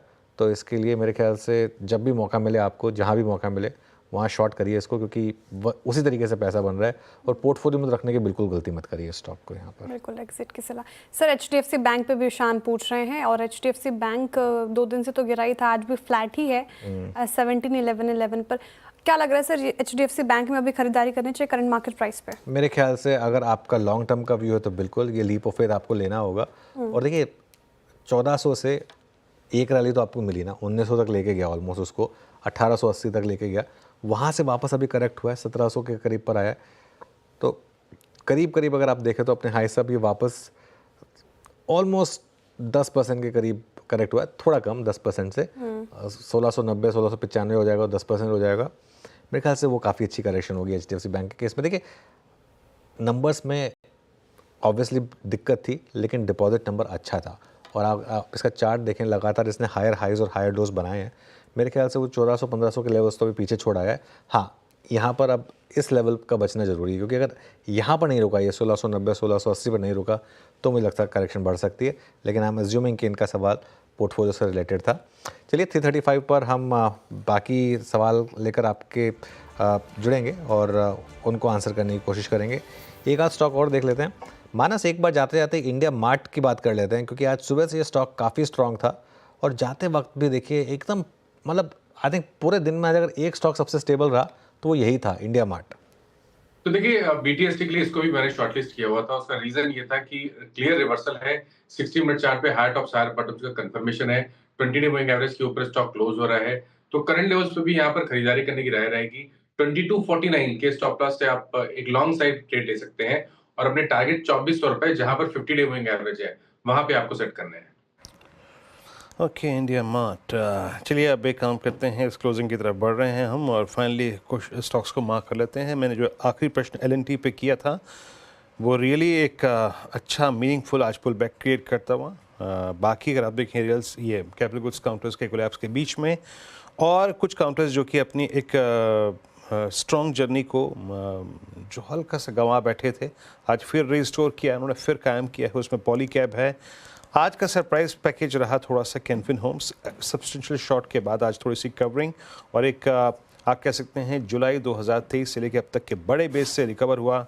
बट दिस सेशन, ये आज का दिन कंप्लीटली एक बार फिर से फार्मा, कंप्लीटली एक बार फिर से केमिकल स्टॉक्स को बिलोंग करता है और सभी प्रकार के केमिकल्स, कोई अगर आप देखें पर्टिकुलर थीम नहीं, लेकिन सभी प्रकार के केमिकल्स बहुत स्ट्रॉन्ग पुल बैक देखे गए।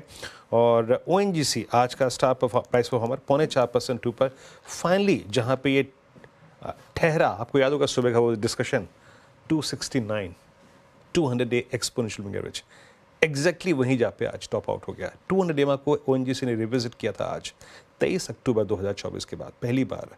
तो एक अच्छी रिपोर्ट, क्रूड की तेजी ONGC के फेवर में, बट एग्जैक्टली रुका कहाँ पे, 200 पे और 100 पे। चलते हैं इस क्लोजिंग को देखने के लिए बड़े वॉल पे अनुज के पास। अनुज, ओवर टू यू। बिल्कुल वीरू, और वॉल पर देखते हैं फिर मार्केट का आज का टेक्सचर कैसा रहा। और काफ़ी इंटरेस्टिंग प्राइस पैटर्न्स बने यहाँ पर निफ्टी में, लेकिन इवेंचुअली क्लोज जो है वो एक कहते हैं ना नो मैंस लैंड, वहाँ पर रही 23,700 पर। इंटरडे में हम 23,800 तक भी गए, इंटरडे में हम 23,600 तक भी गए, लेकिन बंद हुए हम 23,700 के आसपास। बैंक निफ्टी 240 पॉइंट ऊपर बंद हुआ। निफ्टी आईटी में आज शुरुआत अच्छी हुई, लेकिन एंड तक टिक नहीं पाए और करीब करीब 2-3% नीचे रहे। ये एक आज का डिफरेंशियल रहा। मिड कैप इंडेक्स में अच्छी रिकवरी थी, लेकिन आज 0.8% की। स्मॉल कैप में और अच्छी रिकवरी 1.25% की। एडवांस डिक्लाइन कल के 1:9 के बाद आज थोड़ा रिकवर हुआ, 3:1 का एक अच्छा एडवांस डिक्लाइन आज आपको देखने को ट्रेड में दिखाई। ये इसके बाद आइए जरा सेक्टोरल ब्रेथ पर और देखते हैं वो कैसी रही। ये समय आज की सेक्टोरल ब्रेथ आईटी और ऑटोज़ ये नीचे थे, मेनली आईटी नीचे था, ऑटो तो 0.16% ही था आईटी में, लेकिन 0.7% की डिक्लाइन थी। टॉप गेनर आज का था ऑयल एंड गैस इंडेक्स, करीब करीब 0.25% ऊपर था ये इंडेक्स। उसके अलावा कैपिटल गुड्स इंडेक्स करीब करीब 1.25%, PSU इंडेक्स करीब करीब 1%, बैंक्स, फाइनेंशियल्स और PSU बैंक तीनों करीब करीब 0.5% ऊपर थे। मेटल्स में 1% की रैली थी। फार्मा और रियल एस्टेट में करीब करीब 2-3% की रैली दिखाई दी आपको, लेकिन ऑयल एंड गैस क्लियरली आज का आउट परफॉर्मर था, कर्टसी ONGC। निफ्टी का हीट मैप देखते हैं आप एक बार जरा। टॉप गेनर था आज का ONGC। आज सुबह हमने बात भी की थी इसके बिग स्टॉक्स में और ब्रोकरेज व्यूज़ में भी, 264 पर 4% ऊपर। उसके अलावा SBI लाइफ और HDFC लाइफ भी डे हाई पर बंद हुए। टाटा मोटर्स में आज अच्छे गेंस थे। उसके अलावा अदानी एंटरप्राइजेस, इसने मेटल्स इंडेक्स को संभाला। रिलायंस में अच्छे गेंस थे 2% के। उसके अलावा BEL, LNT, JSW steel, Asian paints और ICICI बैंक, यहाँ पर थोड़ी सी रैली थी। इंडसइंड बैंक 2-3 दिन से थोड़ा सपोर्ट ले रहा है लोअर लेवल्स पर। भारतीय एयरटेल में थोड़ी सी बाइंग थी। नीचे क्या था, ट्रेंड पर आज एक STBT कॉल भी दी सोनी जी ने, 2% नीचे था। HCL take, TCS, take Mahindra और इन्फोसिस IT शेयरों में नंबर से जस्ट पहले थोड़ी सी सेलिंग थी। उसके अलावा थोड़ी प्रॉफिट बुकिंग आयशर मोटर्स में। हीरो मोटोकॉर्प लगातार वीक रहा है। श्रीराम फाइनेंस एक और स्टॉक था जहां वीकनेस थी। और ITC अब तक शायद थोड़ा सा trying to find its way out, 440 रुपये के आसपास फाइनली ITC का स्टॉक सेटल हुआ। लेकिन कुल मिलाकर जैसा मैं कह रहा हूँ वीरो, मार्केट की क्लोजिंग और एक तरीके से नो मैंस लैंड में जाकर हम क्लोज हुए। सबको गेस करा के रखेगा ये मार्केट कि अगला मूव क्या होगा वीरो। जी हाँ, सबको दुविधा में रखेगा ये बाजार। कुल मिला के निष्कर्ष यही आज के इस क्लोजिंग का 76 अंकों पर निफ्टी बैंक 250 और करीब 325 अंक नीचे निफ्टी IT। बहरहाल एक फिलहाल ब्रेक, और ब्रेक के बाद एक छोटे से विलंब के बाद मार्केट का पंचनामा देख सकते हैं आप। कोई भी प्रश्न हो आपका, चाहे वो इंडिसेस पे हो, किसी भी सेक्टर पे हो, ज़रूर देखिए। एक छोटे से विलंब के बाद CNBC आवाज़ के सभी सोशल मीडिया प्लेटफॉर्म पे मार्केट का पंचनामा। नमस्कार।